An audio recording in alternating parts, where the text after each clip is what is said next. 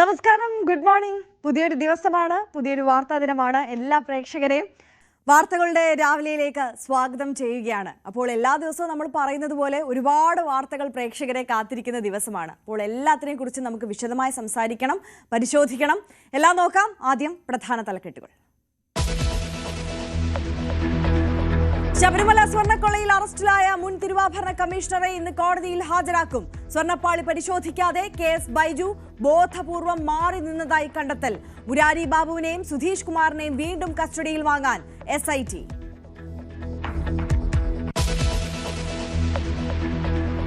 Thiruvithamkoor Devaswom board പുതിയ അധ്യക്ഷനെ ഇന്നറിയാം. മുൻ MLA TK ദേവകുമാർ, മുൻ MP A സമ്പത്ത് എന്നിവർ പരിഗണനയിൽ. CPS സംസ്ഥാന സെക്രട്ടേറിയറ്റ് അന്തിമ തീരുമാനമെടുക്കും. തിരുവനന്തപുരം മെഡിക്കൽ കോളേജിൽ ചികിത്സ നിഷേധിക്കപ്പെട്ട് രോഗി മരിച്ചതിൽ പ്രതിഷേധം ശക്തം. മുഖ്യമന്ത്രിക്കും ആരോഗ്യമന്ത്രിക്കും പരാതി നൽകി കൊല്ലം സ്വദേശി വേണുവിന്റെ കുടുംബം. കൊലക്കുറ്റത്തിന് കേസെടുക്കണമെന്ന് കോൺഗ്രസ്.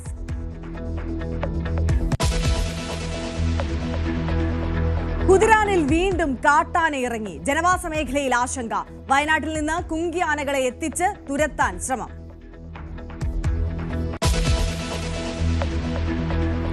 ബീഹാറിൽ ആദ്യഘട്ട വോട്ടെടുപ്പിൽ 64.66% പോളിംഗ്. ഉയർന്ന പോളിംഗ് ശതമാനത്തിൽ പ്രതീക്ഷയർപ്പിച്ച് മുന്നണികൾ. സർക്കാർ രൂപീകരിക്കാനാകുമെന്ന് ഇന്ത്യ സഖ്യം. അനുകൂല തരംഗമെന്ന് NDA. രണ്ടാം ഘട്ട വോട്ടെടുപ്പ് 11-ന്. അമേരിക്കയിൽ വിമാന സർവീസുകൾ 10% വെട്ടിക്കുറയ്ക്കും. 4000-ഓളം വിമാന സർവീസുകൾ നിലയ്ക്കും. ആഭ്യന്തര വിമാന സർവീസുകൾ കുറച്ചത് ഷട്ട് ഡൌൺ തുടരുന്നതിനാൽ.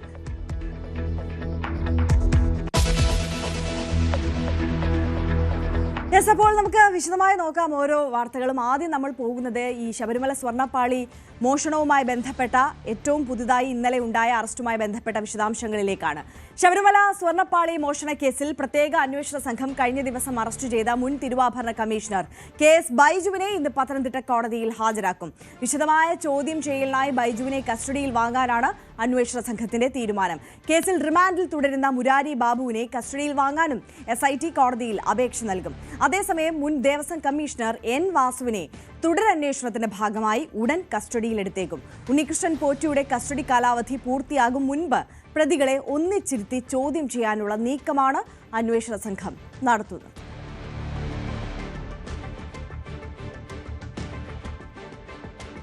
ശബരിമല സ്വർണ്ണക്കൊള്ള കേസിൽ ദേവസ്വം ബോർഡ് മുൻ പ്രസിഡന്റ് A പത്മകുമാറിനെ അന്വേഷണ സംഘം വൈകാതെ ചോദ്യം ചെയ്യും.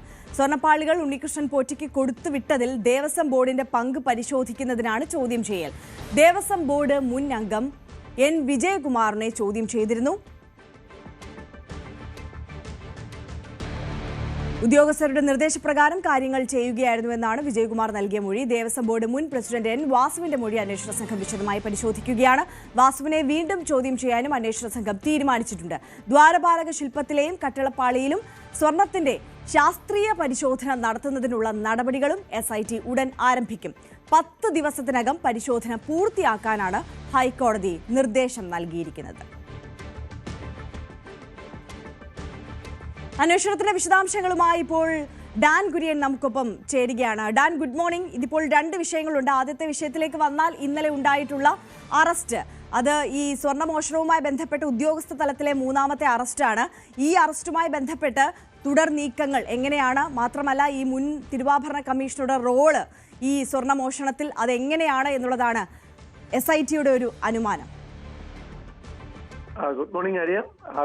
നേരത്തെ സൂചിപ്പിച്ച പോലെ ഈ കേസുമായി ബന്ധപ്പെട്ട് ദേവസ്വം ബോർഡിന്റെ ഭാഗമായിട്ടുള്ള 3ാമത്തെ ഉദ്യോഗസ്ഥനാണ് ഇപ്പോൾ അറസ്റ്റിലാകുന്നത്. മുൻ തിരുവാഭരണ കമ്മീഷണർ കൂടിയായ KS ബൈജുവിനെ ഇന്നലെയാണ് അറസ്റ്റ് രേഖപ്പെടുത്തിയ ശേഷം വൈദ്യ പരിശോധനയ്ക്കൊക്കെ വിധേയനാക്കി തിരികെ ഇന്ത്യക്കലെ ഓഫീസിൽ എത്തിച്ചിരിക്കുന്നത്. ഇവിടെ നിന്ന് ഇന്ന് പത്തനംതിട്ട കോടതിയിൽ ഹാജരാക്കാനുള്ള നീക്കമാണ് പ്രത്യേക അന്വേഷണ സംഘം നടത്തുന്നത്. അതിനുശേഷം KS ബൈജുവിനെയും അതോടൊപ്പം നേരത്തെ അറസ്റ്റിലായി പിന്നീട് റിമാൻഡ് ചെയ്ത കേസിലെ മറ്റൊരു പ്രതിയായ മുരാരി ബാബുവിനെയും കസ്റ്റഡിയിൽ വാങ്ങാനാകും അപേക്ഷ നൽകുക. തുടർന്ന് ഇരുവരെയും ഒരുമിച്ചിരുത്തി ചോദ്യം ചെയ്യാനുള്ള ഒരു നീക്കമായിരിക്കും പ്രത്യേക അന്വേഷണ സംഘത്തിന്റെ ഭാഗത്തുനിന്നുണ്ടാകുക. അതിന്റെ ഭാഗമായാണ് ഇരുവർക്കും വേണ്ടി ഒരുമിച്ച് കസ്റ്റഡി അപേക്ഷ നൽകുക എന്നതിനോട് ഉദ്ദേശിക്കുന്നത്. അതായത് ഈ ഉദ്യോഗസ്ഥ തലത്തിൽ ഇതുമായി ബന്ധപ്പെട്ട ഗൂഢാലോചന നടന്നിട്ടുണ്ട് എന്ന കാര്യം നേരത്തെ തന്നെ SIT സ്ഥിരീകരിച്ചതാണ്. ആ ഗൂഢാലോചന രാഷ്ട്രീയമായ ഒരു പ്രേരണയുടെ അടിസ്ഥാനത്തിലാണോ എന്ന കാര്യത്തിലാണ് വ്യക്തത തേടുന്നത്. നമുക്കറിയാം, ഈ 2019 ദേവസ്വം കമ്മീഷണറായിരുന്ന N. വാസു ദ്വാരപാലക ഈ വാതിൽപ്പാളിയിലെ സ്വർണം ഉരുക്കിയെടുക്കുന്നതുമായി ബന്ധപ്പെട്ട സംഭവങ്ങളിൽ നേരിട്ട് പങ്കാളിത്തം ഉണ്ട് എന്ന കണ്ടെത്തലിന്റെ അടിസ്ഥാനത്തിലാണ് N. വാസുവിനെ 3ാം പ്രതിയാക്കിക്കൊണ്ട് ഇതുമായി ബന്ധപ്പെട്ട നടപടികളുമായി പ്രത്യേക അന്വേഷണ സംഘം മുമ്പോട്ട് പോകുന്നത്. അങ്ങനെയെങ്കിൽ വിശദമായ ചോദ്യം ചെയ്യലിനായി N. വാസുവിനെ വൈകാതെ തന്നെ ദേവസ്വം ബോർഡ് ആസ്ഥാനത്തേക്ക് വിളിച്ചു വരുത്തിയേക്കും. അതിന് മുന്നോടിയായിട്ടാണ് ഈ മുരാരി ബാബുവിനെ അടക്കം വീണ്ടും വിശദമായി ചോദ്യം ചെയ്യാനുള്ള ഒരു നീക്കം നടക്കുന്നത്. ഒരുപക്ഷെ വാസുവിനെതിരെ കടുത്ത ഒരു നടപടി 2 ദിവസത്തിനകത്ത് ഉണ്ടാകാനുള്ള സാധ്യതയും ഇപ്പോഴത്തെ സാഹചര്യത്തിൽ തള്ളിക്കളയാനാവില്ല. കേസിന്റെ അന്വേഷണവുമായി ബന്ധപ്പെട്ട ഏറ്റവും സുപ്രധാനമായ ഒരു ഘട്ടത്തിലാണ് ഇപ്പോൾ SIT ഉള്ളത്.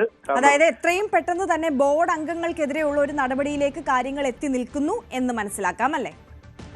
തീർച്ചയായിട്ടും. കാരണം നേരത്തെ തന്നെ ഇവരെയെല്ലാം പ്രതിപട്ടികയിൽ ഉൾപ്പെട്ടിട്ടുള്ളതാണ്.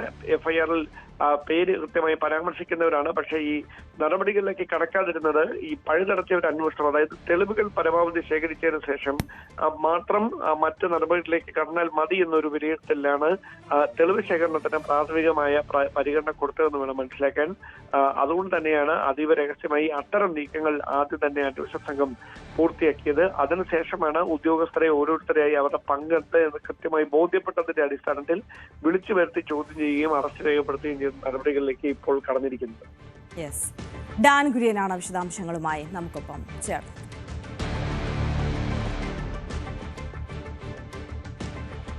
അതേസമയം തിരുവിതാംകൂർ ദേവസ്വം ബോർഡ് അധ്യക്ഷ സ്ഥാനത്തേക്ക് PS പ്രശാന്തിന്റെ പകരക്കാരനെ CPM ഇന്ന് തീരുമാനിക്കും. നിലവിലെ ബോർഡിന്റെ കാലാവധി നീട്ടി നൽകേണ്ടെന്ന് ധാരണയായിട്ടുണ്ട്.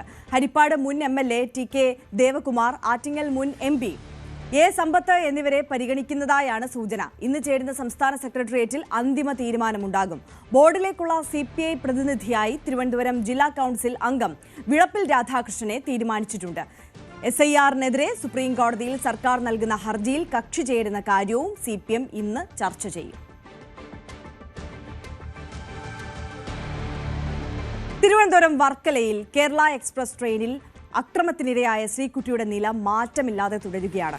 തീവ്രപരിചരണ വിഭാഗത്തിൽ കഴിയുന്ന 19-കാരി ഇതുവരെ ബോധം വീണ്ടെടുത്തിട്ടില്ല. തലച്ചോറിനേറ്റ ക്ഷതമാണ് വെല്ലുവിളി എന്നാണ് ഡോക്ടർമാരുടെ നിഗമനം. മെഡിക്കൽ ബോർഡിന്റെ നിരീക്ഷണത്തിലാണ് യുവതിയുടെ ചികിത്സ ഇപ്പോൾ തുടരുന്നത്. അതേസമയം റിമാൻഡിൽ കഴിയുന്ന പ്രതി സുരേഷ് കുമാറിനെ വിട്ടുകിട്ടാൻ റെയിൽവേ പോലീസ് ഉടൻ കസ്റ്റഡി അപേക്ഷ നൽകും. ജനറൽ കമ്പാർട്ട്മെന്റിൽ ഒപ്പമുണ്ടായിരുന്ന സഹയാത്രക്കാരിൽ നിന്ന് മൊഴി രേഖപ്പെടുത്താനുള്ള നടപടികളും പുരോഗമിക്കുകയാണ്. വർക്കല സംഭവത്തിന്റെ പശ്ചാത്തലത്തിൽ സംസ്ഥാനത്തെ എല്ലാ റെയിൽവേ സ്റ്റേഷനുകളിലും ട്രെയിനുകളിലും കർശന പരിശോധനയാണ് RPF-ഉം റെയിൽവേ പോലീസും ചേർന്ന് നടത്തിക്കൊണ്ടിരിക്കുന്നത്. തിരുവനന്തപുരം മെഡിക്കൽ കോളേജ് ആശുപത്രിയിൽ ചികിത്സ നിഷേധിക്കപ്പെട്ട് കൊല്ലം സ്വദേശി മരിച്ചെന്ന ആരോപണത്തിൽ പ്രതിഷേധം ശക്തമാവുകയാണ്. കുടുംബം മുഖ്യമന്ത്രിക്കും ആരോഗ്യമന്ത്രിക്കും പരാതി നൽകിയിരുന്നു. അടിയന്തരമായി അന്വേഷിച്ച് റിപ്പോർട്ട് സമർപ്പിക്കാൻ മന്ത്രി വീണ ജോർജ് നിർദ്ദേശം നൽകി. മെഡിക്കൽ വിദ്യാഭ്യാസ ഡയറക്ടർക്കാണ് അന്വേഷണ ചുമതല. ബുധനാഴ്ചയാണ് ചികിത്സയിലിരിക്കെ ഓട്ടോ ഡ്രൈവറായ 48-കാരൻ വേണു മരിച്ചത്. അടിയന്തര ചികിത്സ നൽകേണ്ടതിന് പകരം 5 ദിവസം ചികിത്സ നിഷേധിച്ചുവെന്നാണ് കുടുംബത്തിന്റെ പരാതി. റിപ്പോർട്ട് ഇന്ന് സമർപ്പിച്ചേക്കും. തെരഞ്ഞെടുപ്പ് അടുത്തിരിക്കെ പ്രതിപക്ഷം വിഷയം രാഷ്ട്രീയ ആയുധമാക്കുകയാണ്. ചികിത്സ നിഷേധിച്ചെന്ന ശബ്ദ സന്ദേശം മരണമൊഴിയായി പരിഗണിച്ച് കൊലക്കുറ്റത്തിന് കേസെടുക്കണമെന്നാണ് കോൺഗ്രസിന്റെ ആവശ്യം. അതേസമയം ചികിത്സ നിഷേധിച്ചിട്ടില്ലെന്നാണ് മെഡിക്കൽ കോളേജ് അധികൃതരുടെ വിശദീകരണം.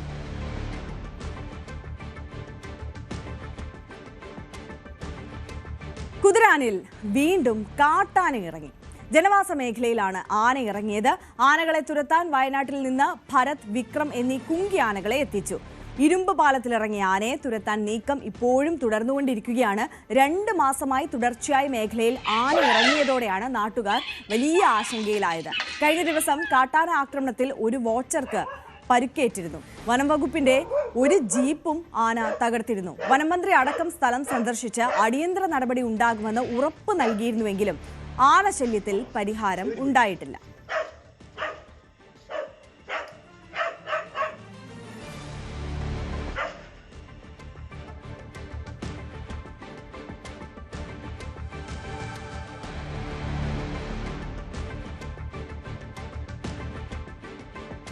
കേരളത്തിലടക്കം ഇനി എത്രയും വേഗം നടപ്പാക്കാൻ പോകുന്ന ഈ SIR ആണല്ലോ ഏറ്റവും പ്രധാനപ്പെട്ട മറ്റൊരു ചർച്ചാ വിഷയം. തീവ്ര വോട്ടർ പട്ടിക പരിഷ്കരണത്തിന്റെ ഭാഗമായി രാത്രിയിലും ഗൃഹസന്ദർശനം നടത്തി തെരഞ്ഞെടുപ്പ് ഉദ്യോഗസ്ഥർ. മുഖ്യ തെരഞ്ഞെടുപ്പ് ഓഫീസർ രത്തൻ ഖേൽക്കറുടെ നേതൃത്വത്തിലാണ് രാത്രിയിലെ ഗൃഹസന്ദർശനം. എന്യൂമറേഷൻ നടപടികൾ നിശ്ചയിച്ചതിലും മുന്നേ പൂർത്തിയാക്കാൻ കഴിയുമെന്ന് രത്തൻ ഖേൽക്കർ പറഞ്ഞു.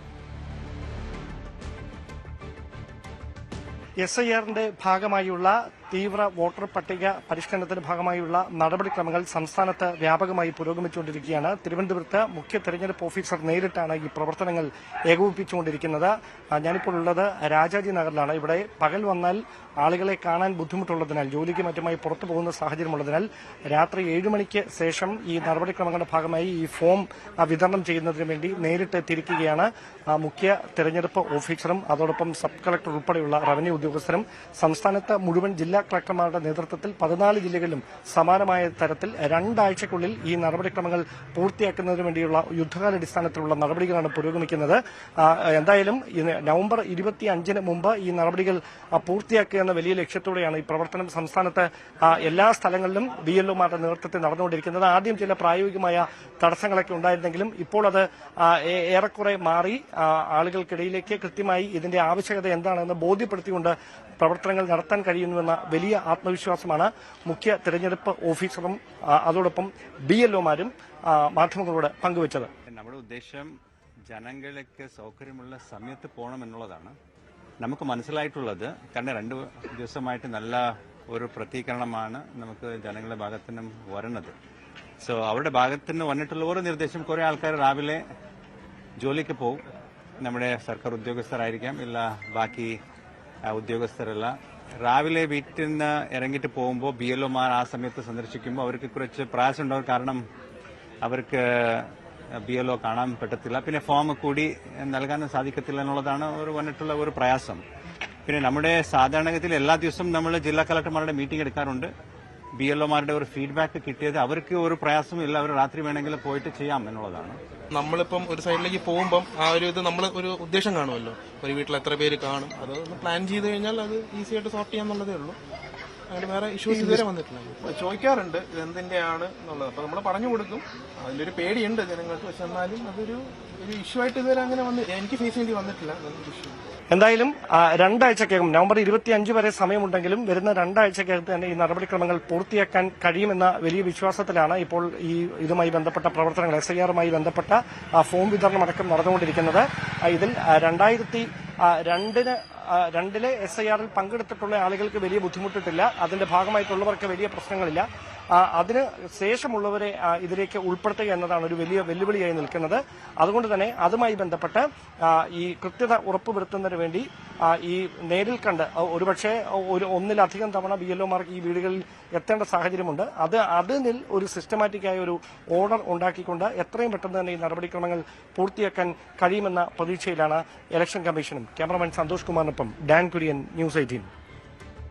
നമ്മൾ ദേശീയ തലത്തിലേക്ക് കടന്നാൽ ബീഹാറിൽ ആദ്യഘട്ട വോട്ടെടുപ്പ് കഴിഞ്ഞപ്പോൾ പോളിംഗ് ശതമാനത്തിൽ പ്രതീക്ഷ അർപ്പിച്ച് മുന്നണികൾ.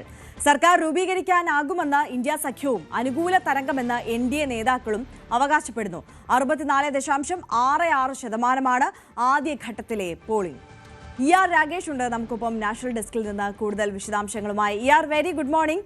നമുക്കറിയാം NDAയിലെ 16 മന്ത്രിമാരും ഇന്ത്യ സഖ്യത്തിന്റെ മുഖ്യമന്ത്രി സ്ഥാനാർത്ഥി തേജസ്വിയും ഒക്കെ മാറ്റുരച്ച 1ാം ഘട്ടമാണ് അവസാനിച്ചിരിക്കുന്നത്. ഈ പോളിംഗ് ശതമാനത്തിൽ വലിയ പ്രതീക്ഷയാണല്ലേ ഇരു മുന്നണികൾക്കുമുള്ളത്. ഈ ഭരണമാറ്റം ഉണ്ടാകുമെന്നുള്ള പ്രതീക്ഷ NDA മുന്നോട്ട് വയ്ക്കുമ്പോൾ അപ്പോൾ എന്താണ് NDAയുടെ പ്രതീക്ഷ?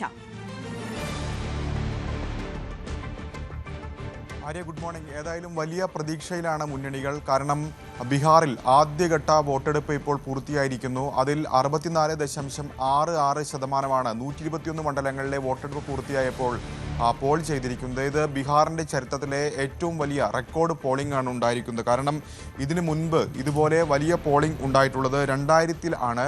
അന്ന് 62.57% പോളിംഗ് ആണ് രേഖപ്പെടുത്തിയത്. അതിനു മുൻപ് മൊത്തത്തിൽ നോക്കുകയാണെങ്കിൽ 98-ലെ ലോക്സഭാ തെരഞ്ഞെടുപ്പിൽ 64.6% രേഖപ്പെടുത്തിയിരുന്നു. അതിനോട് ചേർന്ന് നിൽക്കുന്ന ഒരു പോളിംഗ് ആണ് ഇപ്പോൾ ഉണ്ടായിരിക്കുന്നത്. പക്ഷേ നിയമസഭാ തെരഞ്ഞെടുപ്പിൽ ഇത്ര അധികം പോളിംഗ് സംസ്ഥാനത്ത് ആദ്യമായാണ്. ഇതാണ് വലിയ പ്രതീക്ഷയായി മുന്നണികൾ അവകാശപ്പെടുന്നത്. പ്രത്യേകിച്ച് ഇന്ത്യ സഖ്യം സർക്കാർ രൂപീകരിക്കാൻ കഴിയും. കാരണം കഴിഞ്ഞ 30 വർഷത്തിനിടയിലെ ഏറ്റവും വലിയ പോളിംഗ് എന്നൊക്കെ അവർ പറയുമ്പോൾ അത് ഒരു മാറ്റത്തിൻ്റെ തെളിവായി തന്നെ ചൂണ്ടിക്കാണിക്കുകയാണ്. ഇന്ത്യ സഖ്യം സർക്കാർ രൂപീകരിക്കാൻ ഉറപ്പായും കഴിയും. കാരണം കഴിഞ്ഞ തെരഞ്ഞെടുപ്പിൽ ആദ്യഘട്ടത്തിൽ 61 സീറ്റുകൾ നേടിയിരുന്നു. അതിനേക്കാൾ കൂടുതൽ സീറ്റുകൾ നേടിക്കൊണ്ട് സർക്കാർ രൂപീകരണത്തിലേക്ക് പോകുന്നു എന്ന പ്രതീക്ഷയാണ് ഇന്ത്യ സഖ്യത്തിൻ്റെ നേതാക്കൾ പങ്കുവെക്കുന്നത്. എന്നാൽ NDA ക്യാമ്പും വലിയ പ്രതീക്ഷ ഇപ്പോൾ പങ്കുവെക്കുന്നുണ്ട്. കാരണം ബീഹാറിൽ സ്ത്രീകളുടെ വോട്ടുകൾ വലിയ നിർണായകമാണ്. അതുകൊണ്ട് തന്നെ ഒരു തരംഗം ആണ് ഇത്തവണ ബീഹാറിൽ ഉണ്ടായിരിക്കുന്നതെന്നാണ് അവർ അവകാശപ്പെടുന്നത്. പ്രത്യേകിച്ച് സർക്കാർ നടപ്പാക്കിയ പല ജനക്ഷേമ പദ്ധതികൾ അനുകൂലമാകും. തെരഞ്ഞെടുപ്പിന് തൊട്ടു മുമ്പാണ് നിതീഷ് കുമാർ നേതൃത്വത്തിലുള്ള സർക്കാർ വലിയ പ്രഖ്യാപനം നടത്തിയത്. അതായത് സ്ത്രീകൾക്ക് 10,000 രൂപ സ്വയം തൊഴിലിനായി നൽകുന്ന പദ്ധതി. ആ പദ്ധതി ഏതാണ്ട് 1.5 കോടി സ്ത്രീകൾക്കാണ് പദ്ധതിയിലൂടെ പണം ലഭിച്ചത്, അവരുടെ അക്കൗണ്ടിൽ എത്തിയത്. അതിന് തെരഞ്ഞെടുപ്പ് കാലത്തും ആ പണം വിതരണം ചെയ്തിരുന്നു. അതിനെയൊക്കെ ഇന്ത്യ സഖ്യം ചോദ്യം ചെയ്തിരുന്നു. ഏതായാലും ആ പണം കൊണ്ട് ഉപജീവന മാർഗം കണ്ടെത്തിയവരുണ്ട്. പശുവിനെ വാങ്ങിയ സ്ത്രീകളുണ്ട്, ആടിനെ വാങ്ങിയ സ്ത്രീകളുണ്ട്, ചെറിയ ഭക്ഷണശാലകൾ തുടങ്ങിയ സ്ത്രീകളുണ്ട്. അപ്പോൾ അതെല്ലാം തന്നെ സർക്കാരിന് അനുകൂലമായ തരംഗമാകും എന്നൊരു വിലയിരുത്തൽ തന്നെയാണ് JDU-വിനും BJP-ക്കും ഒക്കെ ഒരുപോലെയുള്ളത്. പ്രത്യേകിച്ച് കഴിഞ്ഞ കാലങ്ങളിലൊക്കെ നമ്മൾ കണ്ടതാണ് മധ്യപ്രദേശിലൊക്കെ തന്നെ ഇത്തരത്തിൽ സ്ത്രീകൾ ക്ഷേമ പദ്ധതികൾ, സ്ത്രീകൾക്കായുള്ള ക്ഷേമ പദ്ധതികളൊക്കെ തന്നെ സർക്കാരിന് വലിയ നേട്ടമായിട്ടുണ്ട്. അതിന് സമാനമായ രീതിയിൽ നേട്ടമാകുമെന്ന പ്രതീക്ഷ ഇപ്പോൾ ഏതായാലും NDA ക്യാമ്പും പുലർത്തുന്നുണ്ട്. പക്ഷേ ഇതിൽ ചില വിദഗ്ധരെങ്കിലും അഭിപ്രായപ്പെടുന്ന പ്രധാനപ്പെട്ട കാര്യം ഇതിനെ ആ തരത്തിൽ കാണാൻ കഴിയില്ല. പ്രത്യേകിച്ച് SIR നടപ്പാക്കിയ ശേഷമുള്ള ആദ്യ നിയമസഭാ തെരഞ്ഞെടുപ്പാണ്. സ്വാഭാവികമായും വോട്ടർ പട്ടികയിൽ നിന്ന് ഏതാണ്ട് 35 ലക്ഷം ആളുകളുടെ വോട്ടുകൾ ഒഴിവാക്കപ്പെട്ടിട്ടുണ്ട്. അത് ആദ്യഘട്ടത്തിൽ കണക്കാക്കുമ്പോൾ 15 ലക്ഷത്തിലധികം വോട്ടുകൾ ഒഴിവാക്കപ്പെട്ടിട്ടുണ്ട്. അപ്പോൾ സ്വാഭാവികമായും ആ വോട്ടുകളുടെ കുറവാണ് ഈ പോളിംഗ് ശതമാനത്തിലെ വർധനയായി കാണുന്നത് എന്നാണ് അവർ അവകാശപ്പെടുന്നത്. കാരണം സാധാരണഗതിയിൽ ഒരു 100 പേരാണ് വോട്ടർമാരെങ്കിൽ അതിൽ 60 പേർ വോട്ട് ചെയ്യും. അപ്പോൾ അത് 60% കണക്കാക്കും. പക്ഷേ ഇത്തവണ അങ്ങനെയല്ല, 80 പേർക്കാണ് വോട്ട് ചെയ്യാൻ കഴിഞ്ഞിട്ടുള്ളത്, അതിൽ 60 പേർ വോട്ട് ചെയ്യുന്നു. അതുകൊണ്ടാണ് ഈ പോളിംഗ് ശതമാനത്തിലെ വർധനവ് എന്ന് വിലയിരുത്തുന്നവരുമുണ്ട്. ഏതായാലും തെരഞ്ഞെടുപ്പ് കമ്മീഷൻ തന്നെ വ്യക്തമാക്കിയിട്ടുള്ളത് ബീഹാറിന്റെ ചരിത്രത്തിലെ ഏറ്റവും വലിയ പോളിംഗ് ആണ് ഈ 64.66 എന്നാണ്. അത് തന്നെയാണ് മുന്നണികൾക്ക് പ്രതീക്ഷയും ഒപ്പം ഒരുപോലെ ആശങ്കയും പങ്കുവയ്ക്കുന്നത്. തീർച്ചയായും രാകേഷ് ആണ് നമുക്കൊപ്പം നാഷണൽ ഡെസ്കിൽ നിന്ന് കൂടുതൽ വിവരങ്ങളുമായി ചേർന്നത്. രാകേഷ് സൂചിപ്പിച്ചതുപോലെ തന്നെ ഈ വലിയ പോളിംഗ് ശതമാനം ഒരേപോലെ തന്നെ ഇരു മുന്നണികളെയും ആശങ്കപ്പെടുത്തുകയും ചെയ്യുന്നുണ്ട്, അവർക്ക് ആത്മവിശ്വാസം നൽകുകയും ചെയ്യുന്നുണ്ട്. എന്തായാലും കാത്തിരുന്ന് കാണാം എന്തായിരിക്കും ഫലം, ആർക്കൊപ്പം ബീഹാറിലെ ജനത നിൽക്കും എന്നുള്ളത്. US-ലെ വിമാന സർവീസുകൾ 10% വെട്ടിക്കുറയ്ക്കാൻ തീരുമാനം. ആഭ്യന്തര വിമാന സർവീസുകളിലാണ് വലിയ കുറവ് വരിക. ഇതോടെ രാജ്യത്തെ 40 തിരക്കേറിയ പാതകളിലെ 4000-ഓളം വിമാന സർവീസുകൾ ഇന്നു മുതൽ നിർത്തിവെക്കും. US ഷട്ട് ഡൗൺ തുടരുന്ന പശ്ചാത്തലത്തിലാണ് തീരുമാനം.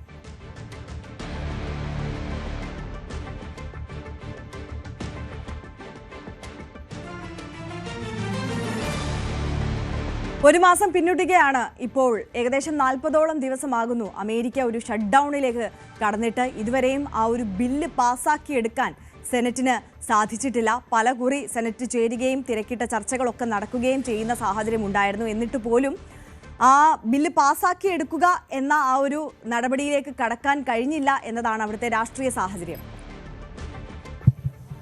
MG മിഥുൻ കൂടുതൽ വിവരങ്ങളുമായി നമുക്കൊപ്പം ചേരുകയാണ്. മിഥുൻ, ഇപ്പോൾ സൂചിപ്പിച്ചതുപോലെ തന്നെ ഒരു മാസത്തോളം പിന്നിടുന്നു, ഏകദേശം 40 ദിവസത്തോളം ആവുകയാണ് ഈ ഷട്ട് ഡൗൺ. ഈ തുടക്കഘട്ടത്തിലൊക്കെ അത്യാവശ്യ സർവീസുകൾ ഒന്നും തടസ്സപ്പെടാത്ത തരത്തിൽ ജീവനക്കാർ ഇടപെട്ട കാര്യങ്ങളൊക്കെ മുന്നോട്ട് കൊണ്ടുപോകുന്നുണ്ടായിരുന്നു. പക്ഷേ ഇപ്പോൾ നോക്കൂ, എല്ലാ സമസ്ത മേഖലകളെയും ബാധിക്കുന്ന തരത്തിലേക്ക് കാര്യങ്ങൾ നീങ്ങിക്കൊണ്ടിരിക്കുകയാണ്. ഇപ്പോൾ പ്രധാനപ്പെട്ട ആഭ്യന്തര സർവീസുകളാണ് നിർത്തലാക്കുന്നത് എന്നാണ് മനസ്സിലാക്കുന്നത്. അതെ, തീർച്ചയായും വലിയൊരു പ്രതിസന്ധിയിലേക്ക് അമേരിക്ക നീങ്ങുന്നതിൻ്റെ സൂചന തന്നെയാണ് ഇപ്പോൾ പുറത്തു വന്നുകൊണ്ടിരിക്കുന്നത് എന്നുള്ളത് തന്നെയാണ്. അതായത് കഴിഞ്ഞ ആദ്യ ട്രംപ് ഭരണകൂടത്തിൻ്റെ കാലത്ത് 2019 ആദ്യമായി ഇങ്ങനെയൊരു ഷട്ട് ഡൗണിലേക്ക് പോകുന്നത്. അന്ന് 35 ദിവസത്തോളമായിരുന്നു ഈ ഷട്ട് ഡൗൺ നീണ്ടു നിൽക്കുകയും ചെയ്തത്. അതിന് പിന്നാലെ ആ പ്രതിസന്ധിയൊക്കെ മറികടന്നുകൊണ്ട് അത് പരിഹരിക്കാനും തിരിച്ച് സാമ്പത്തിക തലത്തിൽ മെച്ചപ്പെട്ട രീതിയിലേക്ക് മുന്നേറാനും അമേരിക്കയെ സംബന്ധിച്ച് സാധിക്കുകയും ചെയ്തു. അതിനുശേഷമാണ് ഇപ്പോൾ വീണ്ടും ഒരു ഷട്ട് ഡൗണിലേക്ക് നീങ്ങിയിരിക്കുന്നത്. പറഞ്ഞുകൊണ്ടിരിക്കുന്നത്. ഇപ്പോൾ 34 ദിവസം പിന്നിട്ടിരിക്കുന്നു ഇങ്ങനെയൊരു ഷട്ട് ഡൗൺ എന്നുള്ളത് തന്നെയാണ്. അത് കൂടുതൽ കാലത്തേക്ക് നീണ്ടുപോകാനുള്ള സാധ്യതയാണ് വിദഗ്ധരടക്കം ചൂണ്ടിക്കാണിക്കുന്നത്. കാരണം ഇപ്പോഴും ഈ ധനാനുമതി ബില്ലിൽ ഒപ്പുവെക്കാൻ അല്ലെങ്കിൽ അത് പാസ്സാക്കാൻ ഇതുവരെയും സാധിച്ചിട്ടില്ല എന്നുള്ളതാണ് ഏറ്റവും പ്രധാനപ്പെട്ട കാര്യം. ഡെമോക്രാറ്റുകൾ അതുമായി ബന്ധപ്പെട്ട അതായത് ഇത്തരത്തിൽ സബ്സിഡിയും ഒപ്പം തന്നെ ആരോഗ്യ പരിരക്ഷയും അത് ഉൾപ്പെടുത്തിയുള്ള ബില്ലല്ല എങ്കിൽ ഒരു തരത്തിലും അക്കാര്യത്തിൽ ചർച്ചയ്ക്ക് തയ്യാറല്ല, അല്ലെങ്കിൽ അതിന് അനുമതി നൽകുന്നതിന് വേണ്ടിയുള്ള സെനറ്റ് യോഗത്തിൽ പങ്കെടുക്കില്ല എന്ന നിലപാടിൽ ഡെമോക്രാറ്റുകൾ ഉറച്ചു നിൽക്കുന്ന ഒരു പശ്ചാത്തലം. ഒപ്പം തന്നെ ഇത്തരത്തിൽ ട്രംപും ഒരു തരത്തിലും വിട്ടുവീഴ്ചയ്ക്ക് തയ്യാറല്ല എന്ന് പറഞ്ഞിട്ടുണ്ട്. സബ്സിഡി ഇല്ലാതെ അല്ലെങ്കിൽ ആരോഗ്യ പരിരക്ഷ ഇല്ലാതെയുള്ള ധനാനുമതി ബില്ല് അതിൽ ഒപ്പുവെക്കാൻ തനിക്ക് പിന്തുണ നൽകണമെന്നുള്ള ആവശ്യമാണ് ട്രംപ് മുന്നോട്ട് വെക്കുന്നത്. അതല്ലാതെ ഒരു തരത്തിലുമുള്ള ചർച്ചകൾക്ക് ഡെമോക്രാറ്റുകളുമായി സാധ്യതയില്ല എന്നുള്ള രീതിയിലുള്ള ഒരു പ്രതികരണമാണ് കഴിഞ്ഞ ദിവസം ട്രംപിന്റെ ഭാഗത്ത് നിന്ന് വന്നിരിക്കുന്നത്. ഇപ്പോഴും ചർച്ച തുടരുന്നുണ്ട് എന്ന് പറയുന്നുണ്ട് എങ്കിൽ പോലും തന്നെ അക്കാര്യത്തിലൊരു കൃത്യമായ രീതിയിലേക്ക് അല്ലെങ്കിൽ ഈ പ്രതിസന്ധി പരിഹരിച്ച് മുന്നോട്ട് പോകാൻ പറ്റാത്ത രീതിയിലേക്കാണ് കാര്യങ്ങൾ പോയിക്കൊണ്ടിരിക്കുന്നത് എന്നുള്ളതാണ്. അതായത് ഏകദേശം ഇപ്പോൾ നമ്മൾ റിപ്പോർട്ട് ചെയ്യുന്ന പോലെ തന്നെ 40 വിമാനത്താവളങ്ങളിൽ വലിയ രീതിയിലുള്ള പ്രതിസന്ധി നേരിടുന്നുണ്ട്. അതുകൊണ്ട് തന്നെയാണ് ഇത്തരത്തിൽ 10% വിമാന സർവീസുകൾ വെട്ടിക്കുറയ്ക്കുന്ന തരത്തിലേക്ക് കാര്യങ്ങൾ പോവുകയും ചെയ്തത്. അതായത് 80 മുതൽ 90% ആളുകൾ ഇത്തരത്തിൽ എയർപോർട്ട് ജീവനക്കാർ ഉൾപ്പെടെയുള്ളവർ, എയർ കൺട്രോളർമാർ ഉൾപ്പെടെയുള്ളവർ ജോലിക്കെത്താത്ത ഒരു സ്ഥിതിവിശേഷമുണ്ട്. അത്രത്തോളം പേരെ ഭാഗികമായി ആ ജോലിയിൽ അവധി പ്രവേശിക്കണം എന്നുള്ള നിർദ്ദേശം നേരത്തെ തന്നെ ട്രംപ് ഭരണകൂടം നൽകുകയും ചെയ്തതാണ്. ഇതിന്റെ ഭാഗമായി ആണ് ഇപ്പോഴൊരു പ്രതിസന്ധി ഉടലെടുത്തിരിക്കുന്നത്. പക്ഷേ ആഭ്യന്തര സർവീസിൽ മാത്രമായിരിക്കും ഈ ഒരു പ്രതിസന്ധി നേരിടുക എന്നുള്ളതാണ് ഇപ്പോൾ അറിയിച്ചിരിക്കുന്നത്. അന്താരാഷ്ട്ര തലത്തിലേക്കുള്ള സർവീസുകളിൽ, വിമാന സർവീസുകളിൽ ഒരു തരത്തിലുമുള്ള പ്രതിസന്ധി ഉണ്ടാകില്ല എന്നുള്ളതാണ് ഈ പറയുകയും ചെയ്തത്. മറ്റൊന്ന്, ഇത്തരത്തിൽ ഈ സ്നാപ്പ്, അതായത് ഇതുമായി ബന്ധപ്പെട്ട് സപ്ലിമെൻ്ററി ന്യൂട്രീഷൻ അസിസ്റ്റൻറ്റ് പ്രോഗ്രാം എന്ന പദ്ധതി അത് നടപ്പാക്കുന്നതിന് വേണ്ടിയുള്ള അല്ലെങ്കിൽ അതിൻ്റെ ആനുകൂല്യം നവംബർ 1 മുതൽ ഇതിൻ്റെ ആനുകൂല്യം കൈപ്പറ്റുന്നവർക്ക് അതുമായി ബന്ധപ്പെട്ടുള്ള ഫണ്ടുകൾ ലഭ്യമല്ലാതാകുമെന്നുള്ളൊരു സൂചന ഉണ്ടായിരുന്നു. അത് മുന്നിൽ കണ്ടുകൊണ്ട് അവിടുത്തെ ഫെഡറൽ കോടതി ഒരു കൃത്യമായ ഒരു വിധി പുറപ്പെടുവിക്കുകയും അതായത് അടിയന്തര സാഹചര്യത്തിൽ ഉപയോഗിക്കേണ്ട ഫണ്ട് അത് ഇതിനായി ഉപയോഗിക്കണം എന്നുള്ള നിർദ്ദേശം ട്രംപ് ഭരണകൂടത്തിന് മുന്നാകെ വെക്കുകയും ചെയ്തിരുന്നു. പക്ഷേ അത് അംഗീകരിക്കാൻ ഇതുവരെയും ട്രംപ് അത് ആ ഒരു തീരുമാനത്തിലേക്ക് എത്തിയിട്ടില്ല എന്നാണ് നമുക്ക് മനസ്സിലാക്കാൻ സാധിക്കുന്നത്. കാരണം അടിയന്തര ഫണ്ട് ഉപയോഗിക്കാൻ നിയമപരമായ രീതിയിൽ പരിരക്ഷയില്ല എന്നുള്ള ഒരു നിലപാടാണ്, അല്ലെങ്കിൽ അങ്ങനെ ഒരു വാദമാണ് ട്രംപ് മുന്നോട്ട് വയ്ക്കുകയും ചെയ്യുന്നത്. അതുകൊണ്ട് തന്നെ ആ ഒരു രീതിയിലേക്ക് കാര്യങ്ങൾ പോകില്ല എന്ന് പറയുകയും ചെയ്യുന്നു. അങ്ങനെയെങ്കിൽ ഏകദേശം 4.2 കോടിയോളം ജനങ്ങൾ ഈ പരിരക്ഷയുടെ കീഴിൽ വരുന്നവരാണ്. അവർ പട്ടിണിയിലേക്ക് നീങ്ങാനുള്ള ഒരു സാഹചര്യം, അവർക്ക് പലവ്യഞ്ജന വസ്തുക്കൾ ഉൾപ്പെടെ അതായത് ഒരു കുടുംബത്തിന് $350 എന്ന നിരക്കിലാണ് ഇത്തരത്തിൽ ഈ തുക നൽകിക്കൊണ്ടിരുന്നത്. ആ തുക നൽകാൻ പറ്റാത്ത സ്ഥിതിയിലേക്ക് കാര്യങ്ങൾ പോവുകയും ചെയ്യും. അതുകൊണ്ട് തന്നെ വളരെ രൂക്ഷമായിട്ടുള്ള പ്രതിസന്ധിയിലേക്ക് അമേരിക്ക നീങ്ങുന്നു എന്നുള്ളത് തന്നെയാണ്. ഒപ്പം തന്നെ 14 ലക്ഷത്തോളം ജീവനക്കാരിൽ 7 ലക്ഷത്തോളം ജീവനക്കാരെ അടിയന്തരമായി അവധിയിൽ പ്രവേശിപ്പിച്ചിട്ടുണ്ടായിരുന്നു. അവർക്ക് വേണ്ട ആനുകൂല്യങ്ങൾ നൽകാൻ പറ്റിയിട്ടില്ല. അവർക്ക് ഇതുവരെയും ശമ്പളം നൽകാൻ പറ്റാത്ത സ്ഥിതിവിശേഷം. ഇപ്പോഴും ജോലിയിലുള്ള 7.5 ലക്ഷത്തോളം ആളുകൾക്ക് ഇതുവരെയും കൃത്യമായ രീതിയിൽ ശമ്പളം നൽകാൻ സാധിച്ചിട്ടില്ല. സേന, അതായത് മുഴുവൻ സമയം സേനയുടെ ഭാഗമായിട്ടുള്ള ഉദ്യോഗസ്ഥർക്ക് പോലും ശമ്പളം നൽകാൻ സാധിക്കുന്നില്ല എന്ന തരത്തിലുള്ള വളരെ ഗുരുതരമായിട്ടുള്ള റിപ്പോർട്ടുകളാണ് അമേരിക്കയെ സംബന്ധിച്ച് പുറത്തു വന്നുകൊണ്ടിരിക്കുന്നത്. എന്തായാലും ഈ ഷട്ട് ഡൗൺ എത്ര നാൾ നീണ്ടു മുന്നോട്ട് പോകുമെന്നുള്ള കാര്യത്തിൽ ഒരു വ്യക്തതയില്ല എന്നുള്ളതാണ്. ഒരു തരത്തിലും വിട്ടുവീഴ്ചയ്ക്കില്ലാതെ ഈ ഇരുപക്ഷവും നീങ്ങുന്ന സാഹചര്യത്തിൽ അല്ലെങ്കിൽ ഈ ഒരു രാഷ്ട്രീയ പോരിൽ വലയുന്നത് സാധാരണക്കാരായിട്ടുള്ള ജനങ്ങളിലേക്കാണ് എത്തുന്നത് എന്നുള്ളതാണ്. അതിൻ്റെ എല്ലാ കാര്യങ്ങളും പേരേണ്ടി വരുന്നത് സാധാരണക്കാരായിട്ടുള്ള ജനങ്ങളാണ് എന്നുള്ളതാണ്. ഒപ്പം തന്നെ ഫെഡറൽ സംവിധാനത്തിൽ വർക്ക് ചെയ്യുന്ന ജീവനക്കാർക്കുൾപ്പെടെ ഈ ഒരു പ്രതിസന്ധി നേരിടേണ്ടി വരുന്ന സ്ഥിതിവിശേഷം. എന്തായാലും നിലവിലെ സാഹചര്യത്തിൽ കൂടുതൽ വെട്ടിക്കുറക്കലിലേക്കും ഒപ്പം തന്നെ കൂടുതൽ മാറ്റങ്ങളിലേക്കും അമേരിക്ക കടക്കുന്നു എന്നതിൻ്റെ സൂചന നൽകുന്നതാണ് ഇപ്പോഴത്തെ ഈ വിമാന സർവീസുകൾ പലതും വെട്ടിക്കുറയ്ക്കാനുള്ള തീരുമാനത്തിലേക്ക് എത്തിച്ചിരിക്കുന്നത് എന്നുള്ളതാണ്. NG മിഥുനാണ് വിശദാംശങ്ങളുമായി ചേർന്നത്. സാധാരണക്കാരായ ജനങ്ങളാണ്, ജീവനക്കാരാണ് വല്ലാത്ത പ്രതിസന്ധിയിൽ ആയിരിക്കുന്നത്. അസാധാരണമായ പ്രതിസന്ധിയാണ് ഇപ്പോൾ ഷട്ട് ഡൗണിനെ തുടർന്ന് അമേരിക്ക നേരിടുന്നത്. ഇപ്പോൾ ആഭ്യന്തര വിമാന സർവീസുകളെ അടക്കം കാര്യമായി ബാധിക്കുന്ന തരത്തിലേക്ക് കാര്യങ്ങൾ നീങ്ങിയിരിക്കുന്നു എന്നതാണ് സാഹചര്യം. ഒരുപാട് വാർത്തകൾ നോക്കാനുണ്ട്, മടങ്ങിയെത്താം ഇടവേളയ്ക്ക് ശേഷം.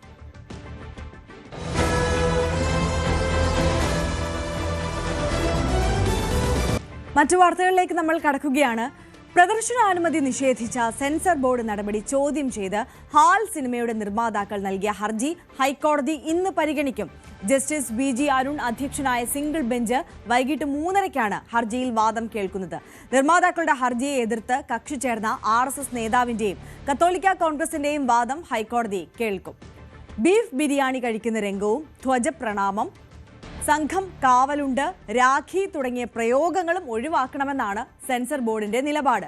സെൻസർ ബോർഡ് നിർദ്ദേശിച്ച കടുംവെട്ട് പാലിച്ചാലും A സർട്ടിഫിക്കറ്റ് മാത്രമേ നൽകാനാകൂ എന്നാണ് CBFCയുടെ നിലപാട്. ഇതിനെ എതിർത്താണ് നിർമ്മാതാക്കൾ ഹൈക്കോടതിയെ സമീപിച്ചത്.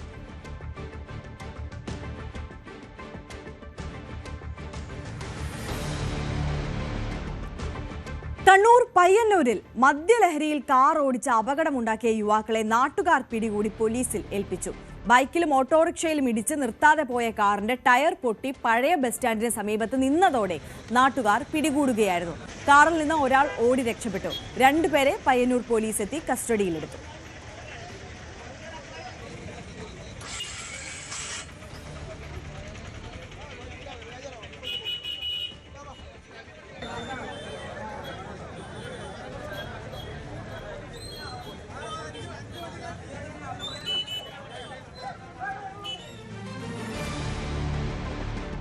നമ്മൾ മറ്റൊരു വാർത്തയിലേക്ക് കടക്കുകയാണ്. എൻഡോസൾഫാൻ ദുരിതബാധിതരോടുള്ള വാഗ്ദാനം ലംഘിച്ച് സർക്കാർ. പട്ടികയിൽ നിന്ന് ഒഴിവാക്കപ്പെട്ട അർഹരായ ദുരിതബാധിതർക്ക് ധനസഹായം നൽകുമെന്നായിരുന്നു മന്ത്രിസഭാ യോഗത്തിലെ തീരുമാനം. എന്നാൽ പുതുതായി ദുരിതബാധിതരെ കണ്ടെത്തുന്നത് സംബന്ധിച്ച് ആശങ്കയിലാണ് സമരസമിതി. ആനുകൂല്യം നിഷേധിച്ചതിൽ പ്രതിഷേധിച്ച് കഴിഞ്ഞ ദിവസം ദുരിതബാധിതർ ജില്ലാ കളക്ടറെ മണിക്കൂറുകളോളം ഉപരോധിച്ചിരുന്നു. എൻഡോസൾഫാൻ ദുരിതബാധിതരോടുള്ള അവഗണന സർക്കാർ തുടരുന്നുവെന്നാണ് പരാതി. എൻഡോസൾഫാൻ പാക്കേജിൽ ഉൾപ്പെടുത്തി 1031 പേർക്ക് സഹായം അനുവദിക്കുമെന്ന മുഖ്യമന്ത്രിയുടെ പ്രഖ്യാപനം സാങ്കേതികത്വത്തിന്റെ പേരിലാണ് നടപ്പാക്കാത്തത്. മെഡിക്കൽ ക്യാമ്പിലൂടെ കണ്ടെത്തി പട്ടികയിൽ നിന്നും ഒഴിവാക്കപ്പെട്ട 1031 പേർക്ക് സഹായം അനുവദിക്കുമെന്നായിരുന്നു മുഖ്യമന്ത്രി നിയമസഭയിൽ പ്രഖ്യാപിച്ചത്. എന്നാൽ വർഷങ്ങൾ കഴിഞ്ഞിട്ടും നടപടിയുണ്ടായില്ല. ഇതിൽ പ്രതിഷേധിച്ച് കഴിഞ്ഞ ദിവസം കാസർഗോഡ് ജില്ലാ കളക്ടർ K. ഇമ്പശേഖറിനെ കാണാൻ ദുരിതബാധിതർ നേരിട്ടെത്തിയിരുന്നു. ഉറപ്പു നൽകപ്പെട്ട വാഗ്ദാനങ്ങൾ പാലിക്കപ്പെടുമെന്ന് കളക്ടർ രേഖാമൂലം അറിയിക്കണമെന്നായിരുന്നു ദുരന്തബാധിതരുടെ ആവശ്യം.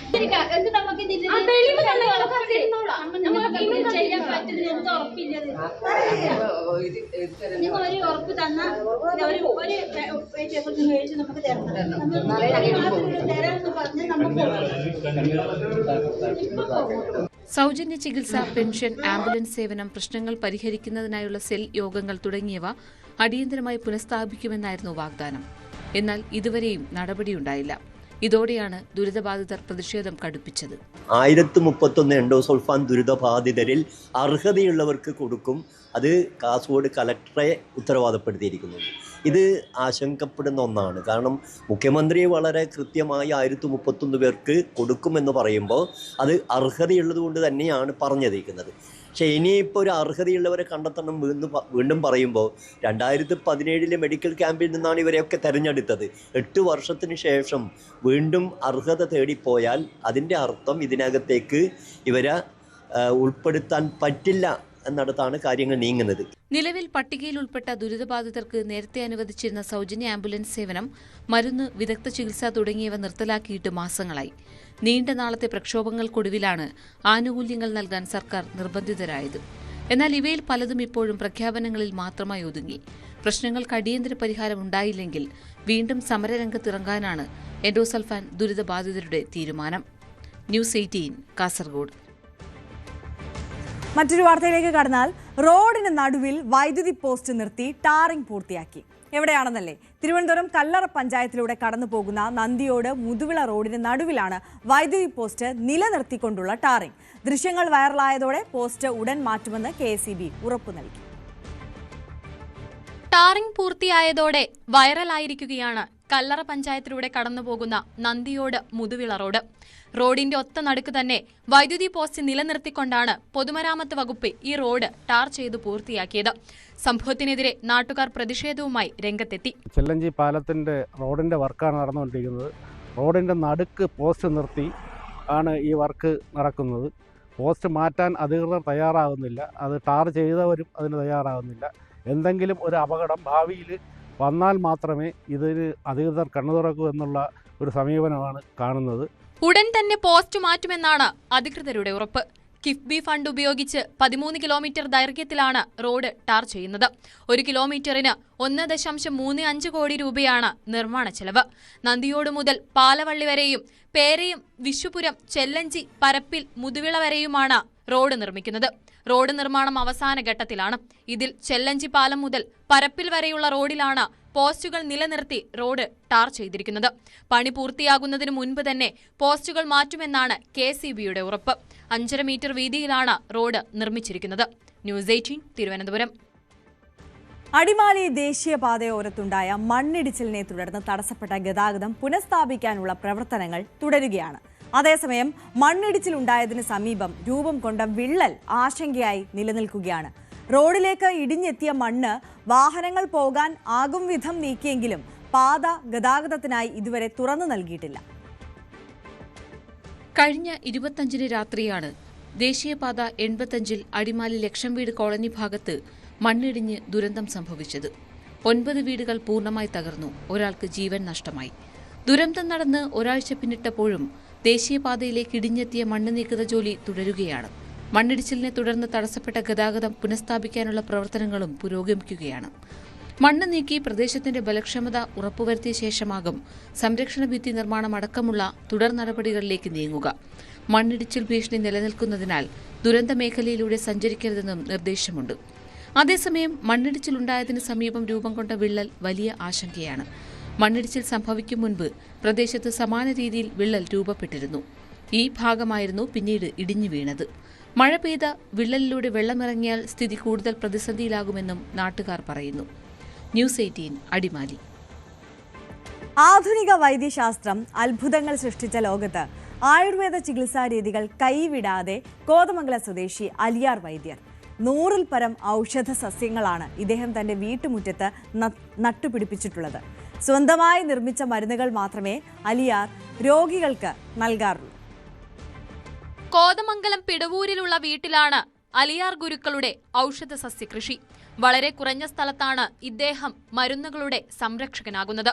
വാരപ്പെട്ടി പഞ്ചായത്തിലെ പിടവൂരിൽ താമസിക്കുന്ന അലിയാർ തന്റെ വീട്ടിൽ വെച്ചു തന്നെയാണ് രോഗികളെ പരിചരിക്കുന്നതും. വൈദ്യർ സ്വന്തമായാണ് ലേഹ്യം, എണ്ണ തുടങ്ങി എല്ലാത്തരം മരുന്നുകളും നിർമ്മിക്കുന്നത്. ഇതുതന്നെയാണ് രോഗികൾക്ക് നൽകാറുള്ളതും. വർഷങ്ങൾക്ക് മുൻപ് സത്യമംഗലത്ത് വെച്ച് പരിചയപ്പെട്ട ഒരു നാട്ടുവൈദ്യൻ പകർന്നു നൽകിയ ചികിത്സാ അറിവുകൾ കൊണ്ടാണ് താൻ ചികിത്സ തുടങ്ങിയതെന്ന് അലിയാർ ഓർത്തെടുക്കുന്നുണ്ട്. സത്യമംഗലത്തൊരു ആളെ കണ്ട് പഠിച്ചതെന്ന് പോകുന്നതാണ്. ഞാൻ വിഷൻസിന് പോയി. അവിടെ വന്നപ്പോൾ എനിക്ക് പോരാൻ പറ്റാതെ അങ്ങനെ നിന്ന് അത് വശത്താക്കി ഒരു 6 മാസം ഞാൻ അവിടെ നിന്നു. അങ്ങനെയാണ് അത് പഠിച്ചത്. ഇപ്പോൾ ആരും വലിയ കുഴപ്പമില്ലാത്ത രീതിയിൽ എൻ്റെ വീട്ടിൽ വന്ന് മരുന്ന് മേടിച്ചുകൊണ്ടാൽ മരുന്ന് എൻ്റെ വീട്ടിൽ ഒരു 100 ചിലാനം മരുന്നിൻ്റെ ചെടികളും എൻ്റെ വീട്ടിലുണ്ട്. അല്ലാണ്ട് ഞാൻ പുറത്ത് പോയൊരു മരുന്ന് മേടിക്കണില്ല. മരുന്ന് മേടിച്ചാൽ എല്ലാം മരുന്നിനകത്ത് കള്ളത്തരാണ്. അത് ശരിയായ മരുന്നല്ല. കുറുന്തോട്ടി ചോദിച്ചാൽ ഊരം തരും. അപ്പം അതുകൊണ്ട് അങ്ങനെ കടയിൽ നിന്ന് പോയി ഞാൻ മരുന്ന് മേടിക്കുന്ന ആളല്ല. ഞാനത് സ്വന്തം നടന്ന് കളക്ട് ചെയ്ത് കിട്ടിയാലാണ് എടുക്കുകയുള്ളൂ. വളരെ കുറഞ്ഞ സ്ഥലത്ത് 100-ൽ പരം ഔഷധ സസ്യങ്ങൾ തിങ്ങി നിറഞ്ഞ ഈ പുരയിടം ജീവിക്കുന്ന ഔഷധശാല തന്നെയാണ്. ഏറ്റവും ചെറിയ സ്ഥലത്തും ഔഷധ സസ്യങ്ങൾ എങ്ങനെ വളർത്താമെന്നതിന്റെ മാതൃക കൂടിയാണ് അലിയാർ വൈദ്യൻ. ന്യൂസ് 18 എറണാകുളം. കാസർഗോഡ് തൃക്കരിപ്പൂർ ശ്രീ ചക്രപാണി മഹാവിഷ്ണു ക്ഷേത്രത്തിലെ അപൂർവ താളിയോലകൾ സംരക്ഷിക്കാനുള്ള പ്രവർത്തനങ്ങൾ പുരാരേഖാ വകുപ്പ് തുടങ്ങിക്കഴിഞ്ഞു. 2 മാസം കൊണ്ട് പ്രവൃത്തി പൂർത്തിയാക്കും. 5000-ത്തിലധികം താളിയോല കെട്ടുകൾ ഇവിടെ ഉണ്ടെന്നാണ് കരുതുന്നത്. ക്ഷേത്രത്തോട് ചേർന്നുള്ള കന്നിക്കൊട്ടാരത്തിലാണ് 5000-ത്തിലധികം താളിയോലകൾ സൂക്ഷിച്ചിട്ടുള്ളത്. 150 വർഷം മുതൽ 200 വർഷം മുൻപ് എഴുതപ്പെട്ടവയാണിവ. കാലപ്പഴക്കം കൊണ്ട് ഇതിൽ ഭൂരിഭാഗവും നശിച്ചു കഴിഞ്ഞു. ശേഷിക്കുന്നവ വായിച്ചെടുക്കാനും സംരക്ഷിച്ച് നിലനിർത്താനുമാണ് പുരാരേഖ വകുപ്പ് പദ്ധതി ആവിഷ്കരിച്ചിരിക്കുന്നത്. കുറേ ഓലകൾ 1800-കളുടെ അവസാനം മുതൽ 1900 ആ പീരീഡിലുള്ള രേഖകളാണ് നമ്മളിപ്പോൾ ജസ്റ്റ് നോക്കിയപ്പം കണ്ടിട്ടുള്ളത്. അപ്പോൾ അത്തരം രേഖകളിൽ ഏറെയും എഴുതിയിട്ടുള്ളത് ഈ ക്ഷേത്രവുമായിട്ട് ബന്ധപ്പെട്ട ഭൂമിയുടെ കണക്കുകൾ, അതുപോലെ തന്നെ ഇവിടെയുള്ള അമ്പലത്തിൽ നടത്തിയ പഴയ പല ക്രയവിക്രയങ്ങൾ, ഭൂമി ദാനം കൊടുത്തിട്ടുള്ളത്. പഴയ മലയാള ലിപികളിൽ എഴുതിയ ഓലകളിൽ ഇതുവരെ വായിച്ചെടുത്തവ പ്രധാനമായും അക്കാലത്തെ ക്രയവിക്രയങ്ങളെക്കുറിച്ചുള്ളതാണ്. സമീപ ക്ഷേത്രങ്ങളിലെ ഉത്സവ നടത്തിപ്പ് സംബന്ധിച്ച വിവരങ്ങളുമുണ്ട്. രാജവംശത്തിലെ അധികാരികൾ കൽപ്പിച്ചതും ദാനം ചെയ്തതും വിൽപ്പന നടത്തിയതുമെല്ലാം എഴുതിവെച്ച പനയോലകൾ ഈ ശേഖരത്തിൽ ഉണ്ടായേക്കുമെന്നാണ് കരുതുന്നത്. ദിവസം കഴിയുന്നോറും ക്ഷേത്രത്തിൻ്റെ സ്വത്തുകൾ ഇങ്ങനെ അന്യാധീനപ്പെട്ടു പോവുകയാണ്. പിന്നെ ചരിത്രം പറയുകയാണെങ്കിൽ ഈ കൊട്ടാരത്തിനുള്ളിൽ അനവധി 1000 അല്ല 10,000 അല്ല ലക്ഷക്കണക്കിന് താളിയോലകളുണ്ട്. അതെല്ലാം ഇങ്ങനെ നശിച്ച് പോവുകയാണ്. ഒരുപാട് കാലം മുമ്പേ നമ്മളെ ട്രസ്റ്റി ബോർഡ് ചെയർമാൻ രമേശൻ ചെയർമാനായ സമയത്ത് തന്നെ, ഇതിപ്പം 6ാമത്തെ ടേമാണ്, അല്ല 3ാമത്തെ സമയം 6 കൊല്ലമായി. ആ സമയത്ത് തന്നെ നമ്മൾ ഗവൺമെൻറ്റിലേക്ക് ഇതൊന്ന് സംരക്ഷിച്ച് തരണം എന്ന് പറഞ്ഞിട്ട് അപേക്ഷിച്ചിട്ടുണ്ടായിരുന്നു. ഒരിക്കൽ 2-3 ആളെ വിട്ടു, ആ ഒരു മഷിയെല്ലാം വരച്ച് ഇതാക്കി വെച്ചു എന്നല്ലാതെ കണ്ട് അതിനുശേഷം തുടർന്ന് നടപടി ഒന്നും സ്വീകരിച്ചിട്ടില്ല. കോഴിക്കോട് മേഖല archive superintendent Jyothisham G, archivist V Ratheesh, lascar KK Rahul, conservation officer Amritha എന്നിവരാണ് പ്രവർത്തനങ്ങൾക്ക് നേതൃത്വം നൽകുന്നത്. ന്യൂസ് 18 തൃക്കരിപ്പൂർ. കൊയിലാണ്ടി എടവണ്ണ സംസ്ഥാന പാതയിലെ മുക്കം പാലം, മുക്കം ടൗൺ സൗന്ദര്യവൽക്കരണം തുടങ്ങിയവയുടെ പ്രവർത്തന ഉദ്ഘാടനം നടന്നു. മന്ത്രി PA മുഹമ്മദ് റിയാസ് ഓൺലൈനായി പ്രവൃത്തി ഉദ്ഘാടനം ചെയ്തു. കൊയിലാണ്ടി എടവണ്ണ സംസ്ഥാന പാതയിൽ നിലവിലെ പാലത്തിന് സമീപം നിർമ്മിക്കുന്ന പുതിയ പാലത്തിന്റെയും മുക്കം ടൗൺ സൗന്ദര്യവൽക്കരണം 2ാം ഘട്ടത്തിന്റെയും പ്രവൃത്തിയുടെ ഉദ്ഘാടനം നടന്നു. അഭിലാഷ് ജംഗ്ഷനിൽ നിന്ന് വാദ്യമേളങ്ങളുടെ അകമ്പടിയോടെ ഉദ്ഘാടന വേദിയായ മുക്കം മിനി പാർക്കിന് പരിസരത്തേക്ക് നടന്ന ഘോഷയാത്രയിൽ നിരവധി പേർ പങ്കെടുത്തു.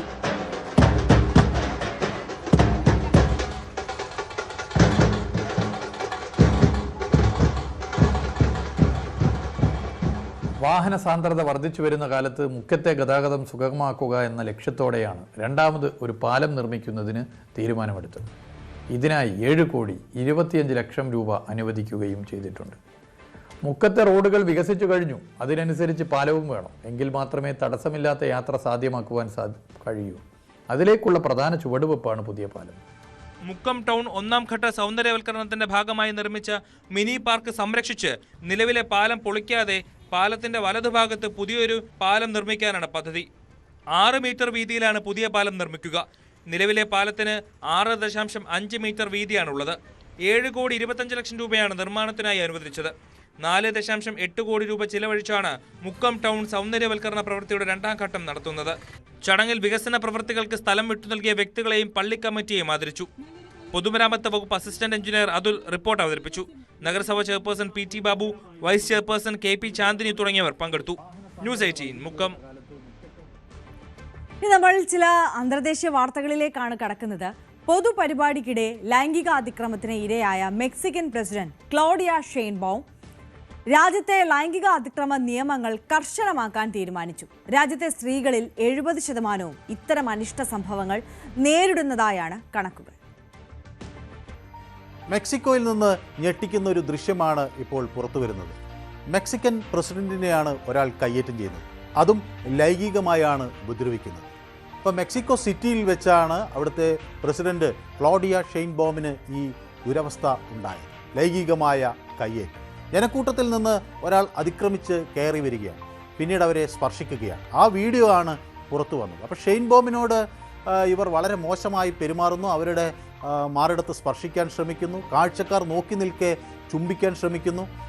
അപ്പോഴാണ് ഒരു സഹായി ഇടപെട്ട് അവരെ ആ സംഭവത്തിൽ നിന്ന് രക്ഷിക്കുന്നത്. അങ്ങനെയാണ് അവർക്ക് അവിടെ നിന്ന് രക്ഷപ്പെടാൻ കഴിയുന്നത്. അപ്പോൾ ഇത് ഒരു പ്രസിഡന്റിന് നേരെ നടക്കുന്ന ഒരു ലൈംഗിക അതിക്രമം എന്ന നിലയിൽ വലിയ തോതിൽ ചർച്ചയാവുകയാണ്. ഏതായാലും ഈ വന്നയാൾ പൂർണ്ണമായും മദ്യപിച്ചിരുന്നോ എന്ന് പ്രസിഡന്റ് പറയുന്നു. അത്തരം ഒരാൾക്കെതിരെ പരാതി നൽകാതിരിക്കാൻ കഴിയില്ല. അതുകൊണ്ട് പരാതിയുമായി മുന്നോട്ട് പോകാൻ അവർ തീരുമാനിച്ചിരിക്കുന്നു. ഒരു സ്ത്രീ എന്ന നിലയിൽ താൻ ഇതുപോലുള്ള പ്രശ്നങ്ങൾ അനുഭവിക്കുന്നു. ഇത് രാജ്യത്തെ എല്ലാ സ്ത്രീകളും ഇതുപോലുള്ള പ്രശ്നങ്ങൾ നേരിടുന്നു എന്നവർ ചൂണ്ടിക്കാണിക്കുന്നു. ഒപ്പം തന്നെ ഇത് ചെയ്യാൻ ആർക്കും ഒരു അധികാരമോ അവകാശമോ ഇങ്ങനെ ആളുകൾക്കില്ല. മറ്റൊരാളെ ലൈംഗികമായി അതിക്രമിച്ച് അവരുടെ ദേഹത്ത് സ്പർശിക്കാനുള്ള അവകാശം ആർക്കുമില്ല എന്നവർ തറപ്പിച്ച് പറയുകയും ചെയ്തു. ഏതായാലും ഇത്തരത്തിലൊരു അക്രമത്തിന് ഇരയായ ഈ ക്ലോഡിയ ഷെയ്ൻബോം ഒരു സാധാരണ രാഷ്ട്രീയക്കാരിയല്ല. വലിയ ദുർഘടമായ പാതകളിലൂടെ മുന്നേറിയാണ് അവർ ഒരു രാജ്യത്തിൻ്റെ പ്രഥമ വനിതയായി മാറുന്നത്. അപ്പോൾ അവർ ഊർജം, അതുപോലെ കാലാവസ്ഥാ വ്യതിയാനം തുടങ്ങിയ മേഖലകളിൽ അവരുടേതായ സംഭാവനകൾ നൽകിയ ഒരു ശാസ്ത്രജ്ഞയാണ്, ഒരു അക്കാഡമിക് വിദഗ്ധയാണ്. 2024 മെക്സിക്കോയുടെ 66ാമത്തെ പ്രസിഡന്റായി അവർ ചുമതലയേറ്റു. അങ്ങനെ ഏൽക്കുമ്പോൾ അത് ആ പദവിയിലെത്തുന്ന ആ രാജ്യത്തെ ആദ്യത്തെ വനിതയാണ് എന്നുകൂടി നമ്മൾ ഓർക്കണം. മാത്രമല്ല ജൂത സമൂഹത്തിൽ നിന്നാണ് അവർ വരുന്നത്. അവർ അവിടെ നാഷണൽ റീജിയണൽ മൂവ്മെൻറ്റ് എന്ന പാർട്ടിയിലെ അംഗമാണ്. അപ്പോൾ 2018 മുതൽ 2023 വരെ അവർ മെക്സിക്കൻ സിറ്റിയുടെ ഹെഡ് ഓഫ് ഗവൺമെൻറ് ആയിരുന്നു. അത് നമ്മൾ മേയർ എന്നൊക്കെ പറയാവുന്ന തരത്തിലുള്ള ഒരു പദവിയാണത്. അങ്ങനെ സേവനമനുഷ്ഠിച്ച ആളാണ്. 2024 ഫോബ്സ് മാസിക ലോകത്തിലെ ഏറ്റവും ശക്തിയായ 4ാമത്തെ വനിതയാണ് അവർ എന്ന് വിലയിരുത്തി. അപ്പോൾ ഷെയ്ൻബോമിൻ്റെ ആ ഒരു റാങ്കിങ് നമ്മൾ നോക്കാം. ലോകത്തെ 4ാമത്തെ ശക്തിയായ വനിത എന്ന ഒരു സ്ഥാനം അവർ കരസ്ഥമാക്കുമ്പോൾ അത് അത്ര എളുപ്പമായ ഒരു വഴികളിലൂടെ പോയല്ല അവർ കരസ്ഥമാക്കിയത് എന്നാണ് വ്യക്തമാകുന്നത്. അവരൊരു ശാസ്ത്രജ്ഞയാണ് എന്ന് ഞാൻ നേരത്തെ പറഞ്ഞല്ലോ. അപ്പോൾ നാഷണൽ ഓട്ടോണമസ് യൂണിവേഴ്സിറ്റി ഓഫ് മെക്സിക്കോയിൽ നിന്നാണ് അവർ എനർജി എഞ്ചിനീയറിംഗിൽ PhD നേടുന്നത്. പരിസ്ഥിതി, സുസ്ഥിര വികസനം അതുപോലുള്ള മേഖലകളിൽ അവർ 100-ലധികം ലേഖനങ്ങൾ രചിച്ചിട്ടുണ്ട്. 2 പുസ്തകങ്ങളിൽ അവർ സഹരചയിതാവാണ്. അപ്പോൾ കാലാവസ്ഥാ വ്യതിയാനത്തെക്കുറിച്ചുള്ള ഇന്ത്യ ഗവൺമെൻറ് പാനലിലേക്ക് അവരുടെ സംഭാവനകൾ എടുത്തു നോക്കുമ്പോൾ അത് വളരെ നിർണായകമാണ് എന്ന് വ്യക്തമാണ്. 2018 BBC-യുടെ 100 പ്രധാനപ്പെട്ട വനിതകളിൽ ഒരാൾ എന്ന നിലയിൽ അവർ ഇടം പിടിക്കുകയും ഒക്കെ ചെയ്തു. ഷെയ്ൻബോമിൻ്റെ യാത്ര ഞാൻ നേരത്തെ പറഞ്ഞല്ലോ, ഒരു രാഷ്ട്രീയ യാത്ര വളരെ കഠിനമായിരുന്നു. 1989 അവർ പാർട്ടി ഓഫ് ദി ഡെമോക്രാറ്റിക് റെവല്യൂഷനിൽ എത്തുന്നത്. അങ്ങനെ അവിടെ കൃത്യമായി ജനങ്ങളുടെ പ്രശ്നങ്ങൾ ഏറ്റെടുത്തുകൊണ്ട് അവർ പ്രവർത്തനങ്ങൾ നടത്തുന്നു. 2000 മുതൽ 2006 വരെ ഫെഡറൽ ഡിസ്ട്രിക്റ്റിൽ ഒരു പരിസ്ഥിതി സെക്രട്ടറിയായി അവർ സേവനം അനുഷ്ഠിക്കുന്നു. 2014 ഈ party of the Democratic Revolution പിളരുകയാണ്. അങ്ങനെ ക്ലോഡിയ നാഷണൽ റീജിയണൽ മൂവ്മെൻറ്റിൽ അങ്ങനെയാണ് എത്തുന്നത്. അപ്പോൾ ആൻഡ്രസ് മാനുവൽ ലോപ്പസ് ആണ് ഈ സംഘടനയിലേക്ക് അവരെ കൊണ്ടുവരുന്നതിലൊക്കെ വളരെ നിർണായകമായ പങ്ക് വഹിച്ചിട്ടുള്ളത്. അങ്ങനെ 2015 തന്നെ അവർ തലാൽപാൻ ബൊറോയുടെ മേയർ, ആ ഒരു പട്ടണത്തിൻ്റെ മേയറായി ചുമതലയേറ്റെടുക്കുന്നു. അവിടെ വളരെ നല്ല രീതിയിലുള്ള പ്രവർത്തനങ്ങൾ കാഴ്ചവെക്കുന്നു. 2018 അവർ ഉയർത്തുന്ന വിഷയങ്ങൾ അവിടെ രാജ്യത്ത് വലിയ ശ്രദ്ധേയമാകുന്നതാണ്. ഒന്ന് സുരക്ഷ, പൊതുഗതാഗതം, അതുപോലെ സാമൂഹ്യക്ഷേമം, ഈ വിഷയങ്ങളിലൊക്കെ അവർ ശ്രദ്ധ കേന്ദ്രീകരിക്കുന്നു. COVID-19 ആ രാജ്യത്തെ ബാധിച്ചപ്പോൾ അതിനെതിരെ അവർ ശക്തമായ ഒരു നീക്കം തന്നെ നടത്തി. ആളുകളെ ഏകോപിപ്പിക്കുന്നതിലും അതുപോലെ മറ്റ് പ്രവർത്തനങ്ങൾ, സന്നദ്ധ പ്രവർത്തനങ്ങൾ ഏകോപിപ്പിക്കുന്നതിലുമൊക്കെ വലിയ നിർണായകമായ പങ്ക് വഹിച്ചു. മെക്സിക്കോ സിറ്റിയിൽ ഒരു മെട്രോ മേൽപ്പാലം തകർന്നു വീണ ഒരു ദുരന്തം ഉണ്ടായിരുന്നു. ആ പ്രതിസന്ധി ഘട്ടങ്ങളിലൊക്കെ അവിടെ സന്നദ്ധ പ്രവർത്തനങ്ങൾക്കും അതുപോലെ രക്ഷാപ്രവർത്തനങ്ങൾക്കും ഒക്കെ മേൽനോട്ടം വഹിച്ചുകൊണ്ട് അവരൊരു കരുത്തുറ്റ വനിതയാണ് എന്ന് അവർ തെളിയിക്കുകയും ഒക്കെ ചെയ്തു. അപ്പോൾ ഈ ഗവൺമെൻറ് മേധാവി എന്ന് പറഞ്ഞാൽ മേയറിൻ്റെ ഏതാണ്ട് സമാനമായൊരു പദവിയാണെങ്കിലും അതിനേക്കാൾ കൂടുതൽ അധികാര പരിധികളുണ്ട്. അതുകൊണ്ട് ശക്തമായി അവിടെ അവർ പ്രവർത്തിച്ചു. പ്രസിഡന്റ് സ്ഥാനത്തേക്ക് മത്സരിക്കാനേ അവർ 2023 ഈ സ്ഥാനം രാജിവെക്കുന്നത്. അങ്ങനെ ആദ്യ റൗണ്ടിൽ അവർ മാർസിലോ എബ്രാഡിനോട് ഏറ്റുമുട്ടുന്നു. അത് ഒരു സൗഹൃദ അന്തരീക്ഷത്തിലുള്ള ഒരു മത്സരം എന്നതിൽ അങ്ങനെയാണ് ഈ നോമിനേഷൻ കിട്ടുകയൊക്കെ ചെയ്യുന്നത്. അങ്ങനെ 2024 പ്രസിഡന്റ് തെരഞ്ഞെടുപ്പിൻ്റെ കളത്തിലേക്ക് ഇറങ്ങുന്നു. അവിടെ വെച്ച് അവർ ഷോച്ചിതിൽ ഗാൽവെസുമായി ഉള്ള നേരിട്ടുള്ള മത്സരം വരുന്നു. വൻ ഭൂരിപക്ഷത്തിൽ എതിരാളിയെ പരാജയപ്പെടുത്തുന്നു. പ്രസിഡന്റായി അവിടെ തെരഞ്ഞെടുക്കപ്പെടുകയാണ്. അപ്പോൾ ഷെയ്ൻബോം നിരവധി ഭരണഘടനാ പരിഷ്കാരങ്ങൾ പിന്നീട് നടപ്പിലാക്കി. സാമൂഹിക ക്ഷേമ പരിപാടികൾ കൊണ്ടുവന്നു. പലതിലും ഭരണഘടനാപരമായ മാറ്റങ്ങൾ വേണ്ടിടത്തൊക്കെ അത് നടത്തി. ഊർജ്ജ മേഖലയ്ക്ക് വലിയ സംഭാവനകൾ നൽകി. അതുപോലെ തന്നെ അതിൽ ഈ സർക്കാരിൻ്റെ ഒരു നിയന്ത്രണം കാര്യക്ഷമമായി കൊണ്ടുവരാൻ ഒക്കെ അവർ മുൻകൈയെടുത്തു. അതിലൊക്കെ അവർ വിജയിക്കുകയും ചെയ്തു. മാത്രമല്ല ഈ പണപ്പെരുപ്പം പോലുള്ള വിഷയങ്ങൾ അവർ കൃത്യമായി നേരിട്ടു എന്നതാണ് വലിയൊരു കാര്യം. അപ്പോൾ 2014 UN ഇങ്ങനെ പ്രശ്നങ്ങൾ നേരിടുന്ന സ്ത്രീകളെ പറ്റി ഒരു പഠനമൊക്കെ നടത്തിയിരുന്നു. അപ്പോൾ ഈ പല രാഷ്ട്രീയ നേതാക്കൾക്കും ഇതുപോലെ സമാനമായ കയ്യേറ്റങ്ങളും അല്ലെങ്കിൽ ലൈംഗിക അതിക്രമങ്ങൾക്ക് ഇരയാകുന്ന സാഹചര്യമൊക്കെ ഉണ്ടാകുന്നു എന്ന പഠനമാണ് അന്ന് UN നടത്തിയപ്പോൾ അതിൽ നിന്ന് പുറത്തു വന്നൊരു വിവരം. അപ്പോൾ അതിൽ അന്ന് പ്രതികരിച്ചൊരു 750 വനിതാ രാഷ്ട്രീയ നേതാക്കൾ പ്രതികരിച്ചപ്പോൾ 14% ആളുകളും സമാനമായ പലതരത്തിലുള്ള പ്രശ്നങ്ങൾ നേരിട്ടവരാണ് എന്ന വിവരങ്ങൾ പുറത്തു വന്നത്. അപ്പോൾ ഇത് ഒരു ഒറ്റപ്പെട്ട സംഭവമല്ല എന്നാണ് ഇപ്പോൾ സമൂഹ മാധ്യമങ്ങൾ ചർച്ച ചെയ്യുന്നത്. സ്ത്രീകൾ പലയിടത്ത് രാഷ്ട്രീയത്തിൽ ഒരു ലൈംഗിക അതിക്രമത്തിനൊക്കെ ഇരയാകുന്ന സാഹചര്യമുണ്ട്. വലിയ ഒരു വിഭാഗം ശാരീരിക പീഡനത്തിന് ഇരയാകുന്നു എന്നവർ പറയുന്നു. ഇതിൽ ലോകത്ത് നടത്തിയ പഠനങ്ങളിൽ വ്യക്തമാകുന്നു പാകിസ്ഥാനിൽ ഏതാണ്ട് 30% സ്ത്രീകൾ രാഷ്ട്രീയ രംഗത്ത് ഇറങ്ങുന്നവർ ഇത്തരം പ്രശ്നങ്ങൾ നേരിടുന്നവരാണ് എന്ന് പറയുന്നു. നേപ്പാളിലും ഇതുപോലെ 21% ആളുകളാണ്, സ്ത്രീകളാണ് ഇതുപോലെ പ്രശ്നങ്ങൾ നേരിടുന്നത്. ഇത് ഒരു വികസിത രാജ്യം, വികസ്വര രാജ്യം എന്ന വ്യത്യാസമൊന്നുമില്ല. UK യിലും സമാനമായ പ്രശ്നങ്ങൾ പല ഘട്ടത്തിൽ രേഖപ്പെടുത്തിയിട്ടുണ്ട്. അവിടെയൊക്കെ പ്രധാനമായും ഈ വനിതാ രാഷ്ട്രീയ നേതാക്കളെ ഉൾപ്പെടുത്തി മോർഫ് ചെയ്തുകൊണ്ട് അവരുടെ ചിത്രങ്ങൾ ഇൻ്റർനെറ്റിലും അതുപോലെ സമൂഹ മാധ്യമങ്ങളിലൊക്കെ പ്രചരിപ്പിക്കുന്ന ഒരു രീതി പലപ്പോഴും ഉണ്ടായിട്ടുണ്ട്. അത്തരം പ്രശ്നങ്ങൾ നേരിടുന്നവരുടെ കാര്യം അത് നമുക്കറിയാം, അത് ക്രൂരമാണ്. അവിടുത്തെ മുൻ ഉപപ്രധാനമന്ത്രിയായിരുന്ന ആഞ്ചല റെയ്നർ സമാനമായൊരു പ്രശ്നം നേരിട്ടയാളാണ്. അതുപോലെ മുൻ മന്ത്രി പെന്നി മോർഡോക്ക് ഇതുപോലത്തെ പ്രശ്നങ്ങൾ നേരിട്ടു. അവിടെ UK-യിൽ 28ഓളം പ്രധാനപ്പെട്ട രാഷ്ട്രീയ നേതാക്കൾ ഈ ഡീപ്പ് ഫേക്ക് പോൺ സൈറ്റുകൾ ഇവരെയൊക്കെ ഉപയോഗിച്ച് ചിത്രങ്ങൾ നിർമ്മിച്ചു, അവരെ ലക്ഷ്യം വെച്ച് ചിത്രങ്ങൾ നിർമ്മിച്ചു, അത് ആളുകളിലേക്ക് പ്രചരിപ്പിക്കുകയൊക്കെ ചെയ്തു. അത് പിന്നെ വലിയ വിഷയമൊക്കെ ആയി. അമേരിക്കയിൽ അവിടെ അമേരിക്കൻ കോൺഗ്രസ്സിലേക്ക് മത്സരിച്ച എറിൻ ഷോഡ് ഇതുപോലെ ഒരു പ്രതിസന്ധി അവർക്കെതിരെ വന്നു. അവരെയും ഇതുപോലെ തെറ്റായ തരത്തിൽ ചിത്രീകരിക്കുന്ന ഒരു നീചമായ രീതിയുണ്ടായി. മാത്രമല്ല അവരെ ഭീഷണിപ്പെടുത്തുന്ന രീതിയുണ്ടായി എന്നൊക്കെ അവർ പിന്നീട് വിവരിക്കുന്നുണ്ട്. അപ്പോൾ ആയിരക്കണക്കിന് അധിക്ഷേപങ്ങൾ, ഇങ്ങനെ ഓൺലൈൻ സന്ദേശങ്ങൾ, ഇതൊക്കെ ഇങ്ങനെ അവർക്ക് നേരെ വരികയാണ്. അപ്പോൾ ഈ സ്ത്രീകൾക്കെതിരെ ഇങ്ങനെ വർദ്ധിച്ചു വരുന്ന ലൈംഗിക അതിക്രമങ്ങളെക്കുറിച്ച് ലോകം ഇപ്പോൾ ചർച്ച ചെയ്യുകയാണ്. അപ്പോൾ മെക്സിക്കോയിൽ ഇങ്ങനെ ഒരു സാധാരണക്കാരുടെ പ്രശ്നങ്ങൾ ഇടപെടുന്ന, അവിടുത്തെ ജനങ്ങളുടെ ആവശ്യങ്ങൾ മനസ്സിലാക്കി അവരുമൊക്കെയായി ഇടപെട്ട് അവരുടെ പ്രശ്നങ്ങൾ പരിഹരിക്കാൻ ശ്രമിക്കുന്ന ഒരു നേതാവിനുണ്ടായ ഈ ദുരനുഭവം വളരെ വളരെ പ്രാധാന്യം അർഹിക്കുന്ന ഒന്നാണ്. എന്തുകൊണ്ടിങ്ങനെ ഇവർ ആക്രമിക്കപ്പെടുന്നു എന്ന ചോദ്യം ലോകത്തിൻ്റെ എല്ലാ കോണുകളിൽ നിന്നും ഉയരുന്നു. മനു ഭരത് തയ്യാറാക്കിയ റിപ്പോർട്ടാണ് പ്രേക്ഷകർ കണ്ടത്. ഇനി നമ്മൾ മറ്റൊരു എക്സ്പ്ലെയിനറിലേക്ക് കടക്കുകയാണ്. 3i അറ്റ്ലസിന്റെ സഞ്ചാരത്തെ സൂക്ഷ്മമായി വിലയിരുത്തുകയാണ് ശാസ്ത്രലോകം. കഴിഞ്ഞ ഒക്ടോബർ 29 രാവിലെ 11:47 ധൂമകേതു സൂര്യനോട് ഏറ്റവും അടുത്തെത്തിയത്. 3i അറ്റ്ലസ് ഭൂമിക്ക് ഭീഷണിയല്ലെന്നും വളരെ അകലെയായി തുടരുമെന്നുമാണ് നാസ പറയുന്നത്. ജ്യോതിശാസ്ത്ര ലോകം ആകാംക്ഷയോടെ ഉറ്റുനോക്കുന്ന ഒരു അത്യപൂർവ പ്രതിഭാസമാണ് ഇപ്പോൾ നമ്മുടെ സൗരയൂഥത്തിലൂടെ അതിവേഗം സഞ്ചരിച്ചുകൊണ്ടിരിക്കുന്നത്. 3i അറ്റ്ലസ് എന്ന അന്തർനക്ഷത്ര ധൂമകേതു, ഇന്റർസ്റ്റെല്ലാർ കോമറ്റ്. സൂര്യനുമായി അടുക്കുംതോറും അപ്രതീക്ഷിതമായി ഇത് കൂടുതൽ തിളക്കമാർജിക്കുന്നതായി നാസയും മറ്റ് നിരീക്ഷണ കേന്ദ്രങ്ങളും റിപ്പോർട്ട് ചെയ്തതോടെ ഈ അപരിചിത അതിഥി വീണ്ടും വാർത്തകളിൽ നിറയുകയാണ്. മറ്റ് നക്ഷത്ര സമൂഹത്തിൽ നിന്ന് പറന്നെത്തിയ ഈ വാൽ നക്ഷത്രം സൗരയൂഥത്തിന് പുറത്തുള്ള ലോകങ്ങളെക്കുറിച്ചുള്ള നമ്മുടെ ധാരണകളെ മാറ്റിമറിക്കാൻ ശേഷിയുള്ള ഒരു ടൈം ക്യാപ്സ്യൂൾ കൂടിയാണ്. സൗരയൂഥത്തിൽ ആദ്യമായി ഒരു അന്തർനക്ഷത്ര വസ്തുവിന്റെ സാന്നിധ്യം തിരിച്ചറിയുന്നത് 2017 1i ഒമുമുവ എന്ന വിചിത്ര രൂപിയായ വസ്തുവിലൂടെയാണ്. പിന്നാലെ 2019 2i ബോറിസോവ് എന്ന ധൂമകേതുവും എത്തി. ഇപ്പോൾ 3i അറ്റ്ലസ് എത്തിയതോടെ ഈ അത്യപൂർവ അതിഥികളുടെ പട്ടികയിൽ മൂന്നാമതൊരാളായി ഇത് സ്ഥാനം പിടിച്ചിരിക്കുകയാണ്. ഒക്ടോബർ 3, 2025 3i അറ്റ്ലസ് ചൊവ്വയുടെ ഏറ്റവും അടുത്തുകൂടി കടന്നു പോകുന്നത്. ഇനി അടുത്ത സുപ്രധാന നിരീക്ഷണം നൽകുക ഡിസംബർ പകുതിയോടെയാവും. അപ്പോൾ ഇത് ഭൂമിയോട് ഏകദേശം 268 ദശലക്ഷം കിലോമീറ്റർ അകലെയായിരിക്കും. അതായത് ഭൂമിയും സൂര്യനും തമ്മിലുള്ള ദൂരത്തിന്റെ ഏകദേശം 1.8 മടങ്ങ്. സുരക്ഷിതമായ ഈ അകലം ഈ വാൽനക്ഷത്രം ഭൂമിക്ക് ഒരു ഭീഷണിയല്ല എന്ന് ഉറപ്പാക്കുന്നു. ഈ അപൂർവ സഞ്ചാരിയെ സൂക്ഷ്മമായി നിരീക്ഷിച്ച് പ്രപഞ്ചത്തിന്റെ ഗഹനമായ രഹസ്യങ്ങൾ വായിച്ചെടുക്കാനുള്ള ശ്രമത്തിലാണ് ശാസ്ത്രലോകം.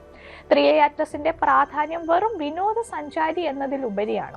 ഇതൊരു ഹൈപ്പർബോളിക് ഭ്രമണപഥത്തിലാണ് സഞ്ചരിക്കുന്നത്. അതായത് സൂര്യന്റെ ഗുരുത്വാകർഷണ വലയത്തിൽ ഒരിക്കലും കുടുങ്ങാതെ സൗരയൂഥത്തിൽ ഒരിക്കൽ മാത്രം കടന്നു വന്ന് പിന്നീട് ഗാലക്സിയുടെ വിദൂരതയിലേക്ക് എന്നേക്കുമായി മടങ്ങിപ്പോകും. ഓക്സ്ഫോർഡ് യൂണിവേഴ്സിറ്റിയിലെ പഠനങ്ങൾ സൂചിപ്പിക്കുന്നത് 3i അറ്റ്ലസിന് ഏകദേശം 700 കോടി വർഷത്തോളം പഴക്കമുണ്ട് എന്നാണ്.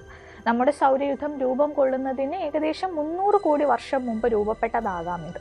ഈ കണക്കുകൾ ശരിയാണെങ്കിൽ ഇതുവരെ കണ്ടെത്തിയതിൽ വെച്ച് ഏറ്റവും പഴക്കമുള്ള വാൽനക്ഷത്രമാണിത്. ക്ഷീരപഥത്തിന്റെ തിക് ഡിസ്ക് എന്ന പുരാതന നക്ഷത്രങ്ങൾ നിറഞ്ഞ മേഖലയിൽ നിന്നാണ് ഇതിന്റെ ഉത്ഭവം എന്നാണ് അനുമാനം. സൗരയൂഥത്തിലെ സാധാരണ വസ്തുക്കളെ അപേക്ഷിച്ച് വളരെ ഉയർന്ന വേഗതയിലാണ് ഇത് സഞ്ചരിക്കുന്നത്.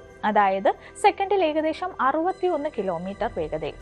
എന്നാൽ ഇത് സൂര്യന്റെ അടുത്തെത്തിയതോടെ വേഗത വീണ്ടും വർദ്ധിച്ചു. നമ്മുടെ സൗരയൂഥത്തിന് പുറത്ത് വിദൂര നക്ഷത്രങ്ങൾക്ക് ചുറ്റും രൂപപ്പെട്ട വസ്തുക്കളുടെ രാസഘടന, കെമിക്കൽ കോമ്പോസിഷൻ പഠിക്കാൻ 3i അറ്റ്ലസ് അവസരം നൽകുന്നു. ജെയിംസ് വെബ് സ്പേസ് ടെലിസ്കോപ്പ് നടത്തിയ നിരീക്ഷണങ്ങളിൽ ഈ ധൂമകേതുവിൽ കാർബൺ ഡയോക്സൈഡ് ധാരാളം ഉണ്ടെന്ന് കണ്ടെത്തി. ഇത് രൂപപ്പെട്ടത് മാതൃനക്ഷത്രത്തിൽ നിന്നും വളരെ അകലെ അതിശൈത്യമുള്ള മേഖലയിലായിരിക്കണം എന്നതിലേക്ക് വിരൽ ചൂണ്ടുന്നു. വിദൂര ലോകത്തെ ഉത്ഭവ രഹസ്യങ്ങൾ പേറുന്ന ഒരു കോസ്മിക് സന്ദേശവാഹകനാണ് 3i അറ്റ്ലസ്. 3i അറ്റ്ലസിന്റെ ഏറ്റവും ശ്രദ്ധേയമായ പ്രത്യേകത സൂര്യനോട് അടുക്കും തോറും ഇത് അപ്രതീക്ഷിതമായി വേഗത്തിൽ തിളക്കം വർദ്ധിപ്പിച്ചു എന്നതാണ്. സാധാരണ വാൽനക്ഷത്രങ്ങൾ സൂര്യനോട് അടുക്കുമ്പോൾ ഉപരിതലത്തിലെ മഞ്ഞ് ആവിയായി വാതകവും പൊടിപടലങ്ങളും പുറത്തു വരുന്നു. ഈ വാതക മേഘമാണ് കോമ ആയി തിളങ്ങുന്നത്. എന്നാൽ 3i അറ്റ്ലസിന്റെ തിളക്കം പ്രതീക്ഷിച്ചതിലും വളരെ കൂടുതലായിരുന്നു. ഇതിന് കാരണമായി ശാസ്ത്രജ്ഞർ പല സിദ്ധാന്തങ്ങൾ മുന്നോട്ട് വയ്ക്കുന്നുണ്ട്. അതിലൊന്ന് അസ്വാഭാവികമായി ഇതിന്റെ രാസഘടനയാണ്. ഇതിന്റെ അന്തർഭാഗത്തെ രാസഘടന നമ്മുടെ സൗരയൂഥത്തിലെ സാധാരണ വാൽ നക്ഷത്രങ്ങളിൽ നിന്ന് വ്യത്യസ്തമാണ്. ചില പഠനങ്ങളിൽ വിദൂരമായിരിക്കുമ്പോൾ പോലും ഇതിൽ നിക്കൽ ബാഷ്പം കണ്ടെത്തിയിരുന്നു. ഇത് കുറഞ്ഞ താപനിലയിൽ പോലും പൊടിപടലങ്ങളെ വിഘടിപ്പിക്കാൻ കഴിയുന്ന പ്രത്യേകതരം കാർബൺ സംയുക്തങ്ങൾ ഇതിൽ അടങ്ങിയിരിക്കുമെന്ന് സൂചിപ്പിക്കുന്നു. അടുത്തത് 3i അറ്റ്ലസിന്റെ വിചിത്രമായ ഘടനയാണ്. കോടിക്കണക്കിന് വർഷം നീണ്ട അന്തർനക്ഷത്ര യാത്രക്കിടയിൽ ഇതിന്റെ കേന്ദ്രത്തിന്, അതായത് ന്യൂക്ലിയസിന് വന്ന ഘടനാപരമായ മാറ്റങ്ങളോ അല്ലെങ്കിൽ ഇതിന്റെ മാതൃനക്ഷത്ര സമൂഹത്തിന്റെ തനതായ പ്രത്യേകതകളോ ഈ അസാധാരണ തിളക്കത്തിന് കാരണമായേക്കാം. അടുത്തത് ഇതിന്റെ ആന്റി ടെയിൽ പ്രതിഭാസമാണ്. ഇതിന് സൂര്യനിൽ നിന്ന് അകന്നു പോകുന്ന സാധാരണ വാൽ കൂടാതെ സൂര്യനിലേക്ക് തന്നെ ചൂണ്ടുന്ന ഒരു തരം ധൂളി പ്രവാഹം ഉണ്ടെന്നും നിരീക്ഷിക്കപ്പെട്ടു.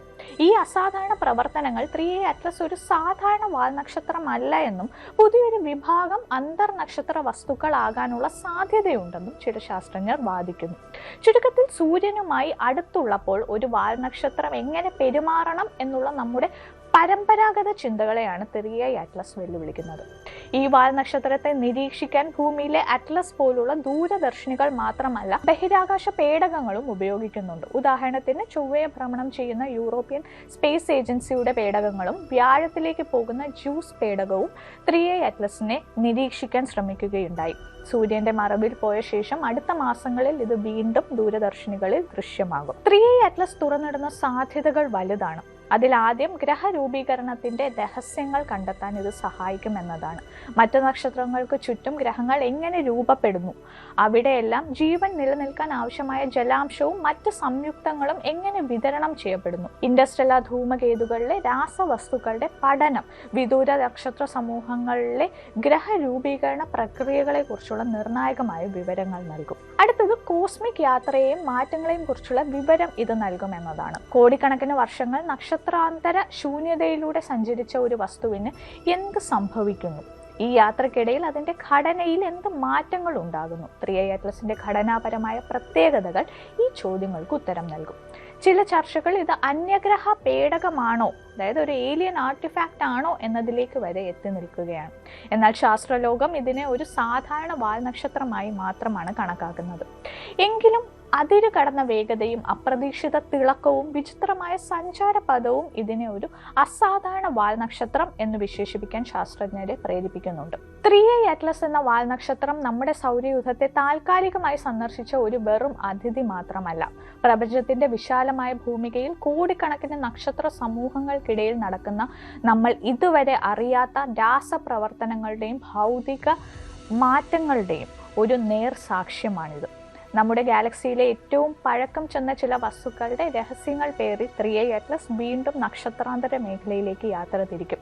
അതുവരെ അതിനെക്കുറിച്ചുള്ള ഓരോ പുതിയ വിവരവും സൗരയൂഥത്തിന്റെ അതിരുകൾക്കപ്പുറമുള്ള പ്രപഞ്ചത്തെക്കുറിച്ച് കൂടുതൽ ആഴത്തിൽ ചിന്തിക്കാൻ നമ്മെ സഹായിക്കും. ഈ ഒരൊറ്റ സന്ദർശനത്തിലൂടെ പ്രപഞ്ചം നമ്മെ ഓർമ്മിപ്പിക്കുന്നത് ഒന്ന് മാത്രമാണ്: നാം ഇതുവരെ പഠിച്ചറിഞ്ഞതിനേക്കാൾ എത്രയോ വിസ്മയങ്ങൾ നമ്മുടെ പ്രപഞ്ചത്തിൽ ഒളിപ്പിച്ചു വച്ചിരിക്കുന്നു.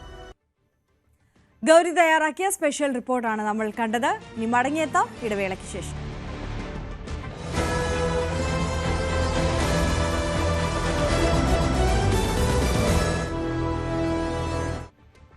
വീണ്ടും നമ്മൾ രാവിലെയിലേക്ക് മടങ്ങിയെത്തുമ്പോൾ ചില സ്പെഷ്യൽ റിപ്പോർട്ടുകളാണ് വീണ്ടും കാണാൻ പോകുന്നത്.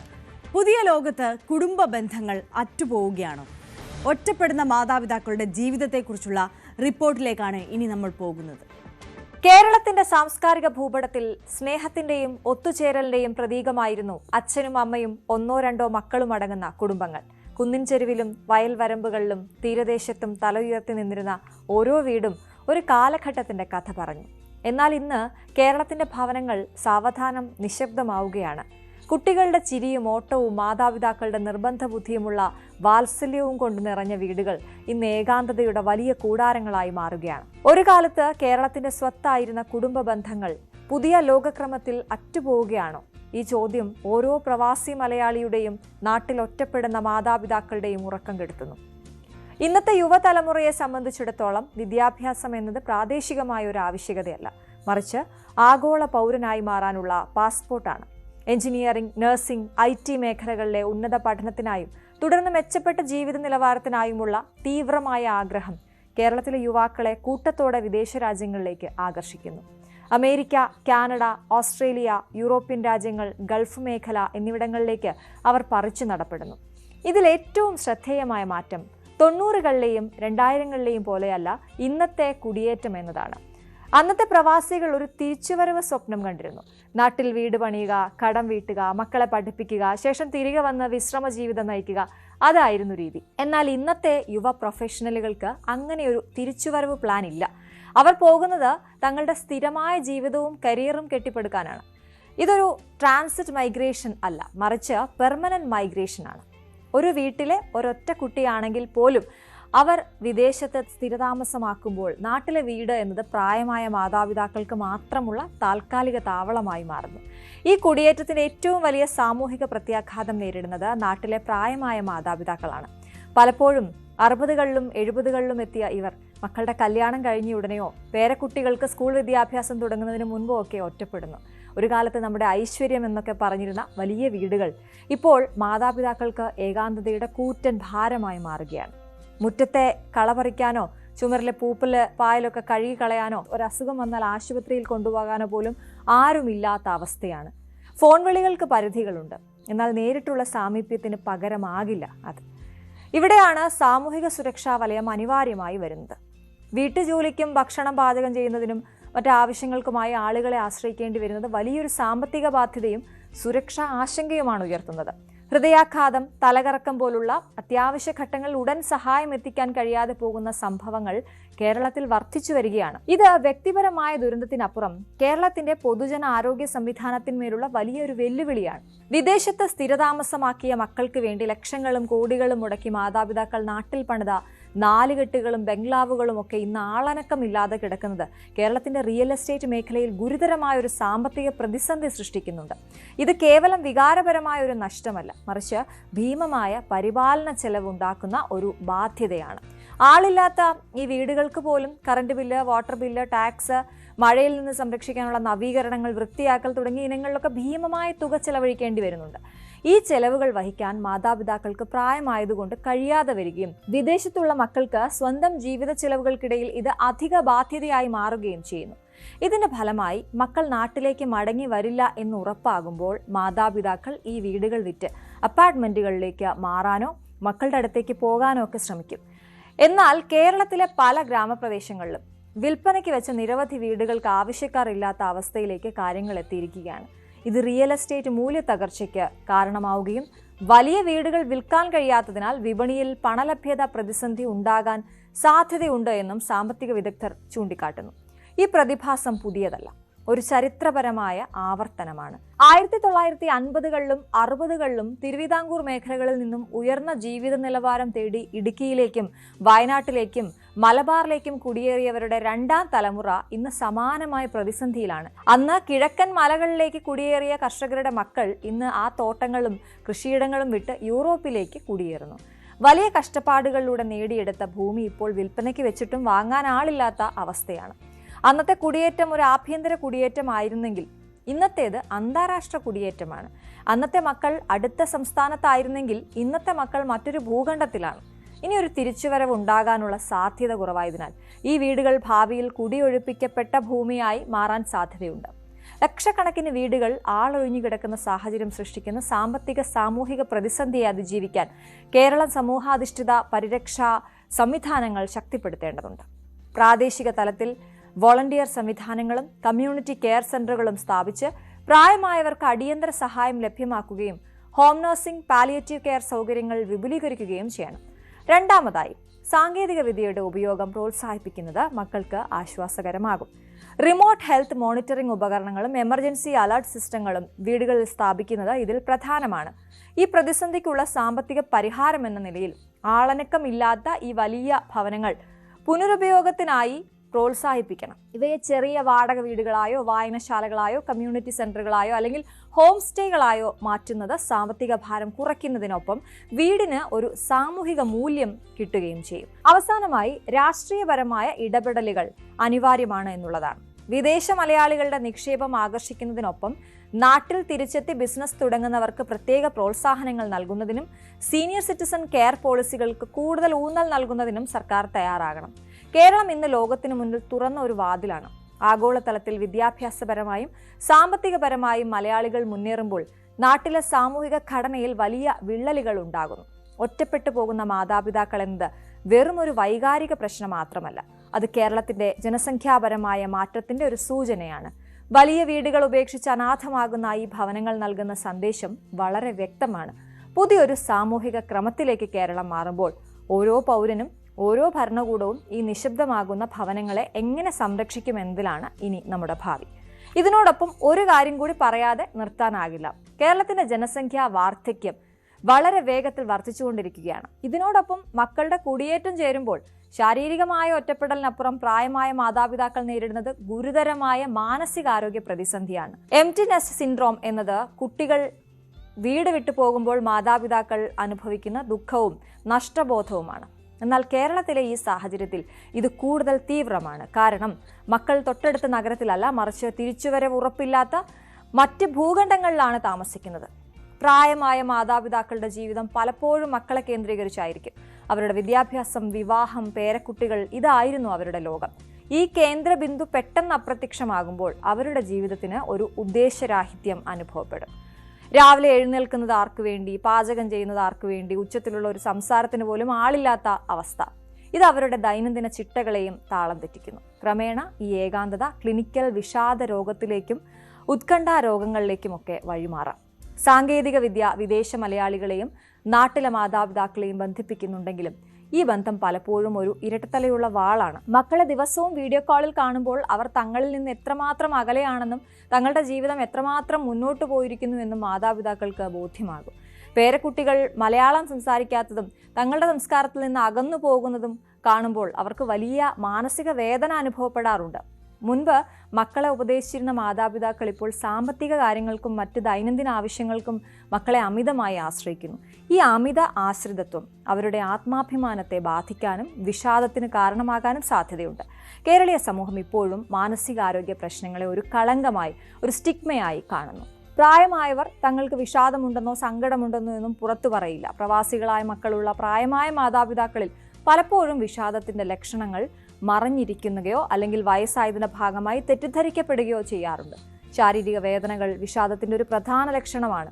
ഉറക്കമില്ലായ്മ, വിശപ്പില്ലായ്മ, വ്യക്തമല്ലാത്ത ശരീരവേദനകൾ എന്നിവ ഇതിൽ ഉൾപ്പെടുന്നു. കൂടാതെ അയൽക്കാരുമായോ ബന്ധുക്കളുമായോ ഉള്ള ബന്ധം കുറയ്ക്കുക, പൊതുചടങ്ങുകൾക്ക് പങ്കെടുക്കാതിരിക്കുക തുടങ്ങിയ സാമൂഹിക പിന്മാറ്റം ഇവർ പ്രകടിപ്പിക്കാം. മക്കൾ തിരികെ വരണമെന്ന് ആവർത്തിച്ച് നിർബന്ധം പിടിക്കുകയോ അനാവശ്യ കാര്യങ്ങൾക്ക് മക്കളെ നിരന്തരം വിളിക്കുകയോ ചെയ്യുന്ന രൂപത്തിലുള്ള വർദ്ധിച്ച വാത്സല്യവും നിർബന്ധ ബുദ്ധിയും അത് ഒക്കെ നമ്മൾ ശ്രദ്ധിക്കേണ്ട ലക്ഷണങ്ങളാണ്. ഈ ലക്ഷണങ്ങളെല്ലാം കേവലം പ്രായമായതിൻ്റെ ഭാഗമാണ് എന്ന് കരുതി അവഗണിക്കരുത്. അത് അവഗണിക്കുന്നത് അവരുടെ മാനസിക ആരോഗ്യ പ്രശ്നം കൂടുതൽ ഗുരുതരമാക്കാനിടയാക്കും.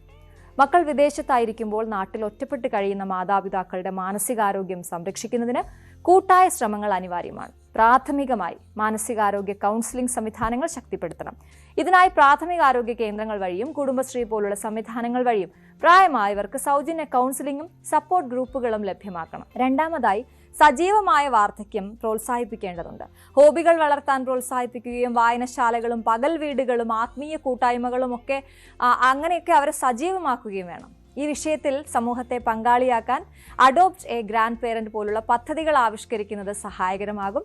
വിദേശത്ത് പോകാത്ത വിദ്യാർത്ഥികളെയോ യുവ വോളണ്ടിയർമാരെയോ പ്രായമായവരുമായി ബന്ധിപ്പിക്കുന്നത് അവർക്ക് സംസാരിക്കാനും ചെറിയ സഹായങ്ങൾ നൽകാനും ഒക്കെ ഉപകരിക്കും. അവസാനമായി മക്കളുടെ പ്രതിബദ്ധത ഈ വിഷയത്തിൽ നിർണായകമാണ്. വീട്ടിൽ ഉള്ള മാതാപിതാക്കളോട് ഗുണനിലവാരമുള്ള സമയം, ക്വാളിറ്റി ടൈം അത് നൽകുന്നതിനെക്കുറിച്ച് അവർക്ക് അവബോധം നൽകുകയും ചുരുങ്ങിയ ദിവസത്തേക്കാണെങ്കിൽ പോലും വർഷത്തിൽ ഒരിക്കലെങ്കിലും നാട്ടിലെത്തി അവരോടൊപ്പം പൂർണ്ണമായി സമയം ചെലവഴിക്കാനും ഒക്കെ പ്രോത്സാഹിപ്പിക്കണം. കേരളത്തിന്റെ മണ്ണിൽ അനാഥമാകുന്ന ഭവനങ്ങളിലെ താമസം പലപ്പോഴും മാതാപിതാക്കൾക്കൊരു തടവറ പോലെയാണ്. സാമ്പത്തിക ഭദ്രതയുണ്ടെങ്കിലും സ്നേഹത്തിന്റെ ദാരിദ്ര്യം അവരെ വലയ്ക്കുന്നുണ്ട്. ഈ അവസ്ഥ തുടർന്നാൽ കേരളം അടുത്ത ദശകത്തിൽ ഒരു മാനസികാരോഗ്യ പ്രതിസന്ധി നേരിടേണ്ടി വരും. പ്രായമായവരുടെ ഏകാന്തത തിരിച്ചറിഞ്ഞ് അവർക്ക് സാമൂഹികവും മാനസികവുമായ പിന്തുണ ഉറപ്പാക്കുക എന്നത് പുതിയ കേരള സമൂഹം ഏറ്റെടുക്കേണ്ട ഏറ്റവും വലിയ ഉത്തരവാദിത്തമാണ്. കേരളം ഇന്ന് ഈ കാലത്ത് നേരിടുന്ന ഏറ്റവും വലിയൊരു സാമൂഹിക പ്രശ്നത്തെക്കുറിച്ച് സംസാരിക്കുകയായിരുന്നു അശ്വതി. ഇനി നമ്മൾ കടക്കുന്നത് സ്പെഷ്യൽ ഡേ സെഗ്മെന്റിലേക്കാണ്. ആരൊക്കെയാണ് രാവിലെയിൽ സ്പെഷ്യൽ ഡേയിൽ നമുക്കൊപ്പം ചേരുന്നത് എന്ന് നോക്കാം. അഞ്ചൽ ആലങ്കോട് സ്വദേശി രഞ്ജിത്തിന്റെയും ആതിരയുടെയും മകൾ നിയുക്ത രഞ്ജിത്തിന്റെ 11ാം പിറന്നാളാണ് ഇന്ന്. അപ്പോൾ നിയുക്ത മോൾക്ക് ന്യൂസ് 18 കുടുംബത്തിന്റെയും എല്ലാവിധ ആശംസകളും അറിയിക്കുകയാണ്. A very happy birthday.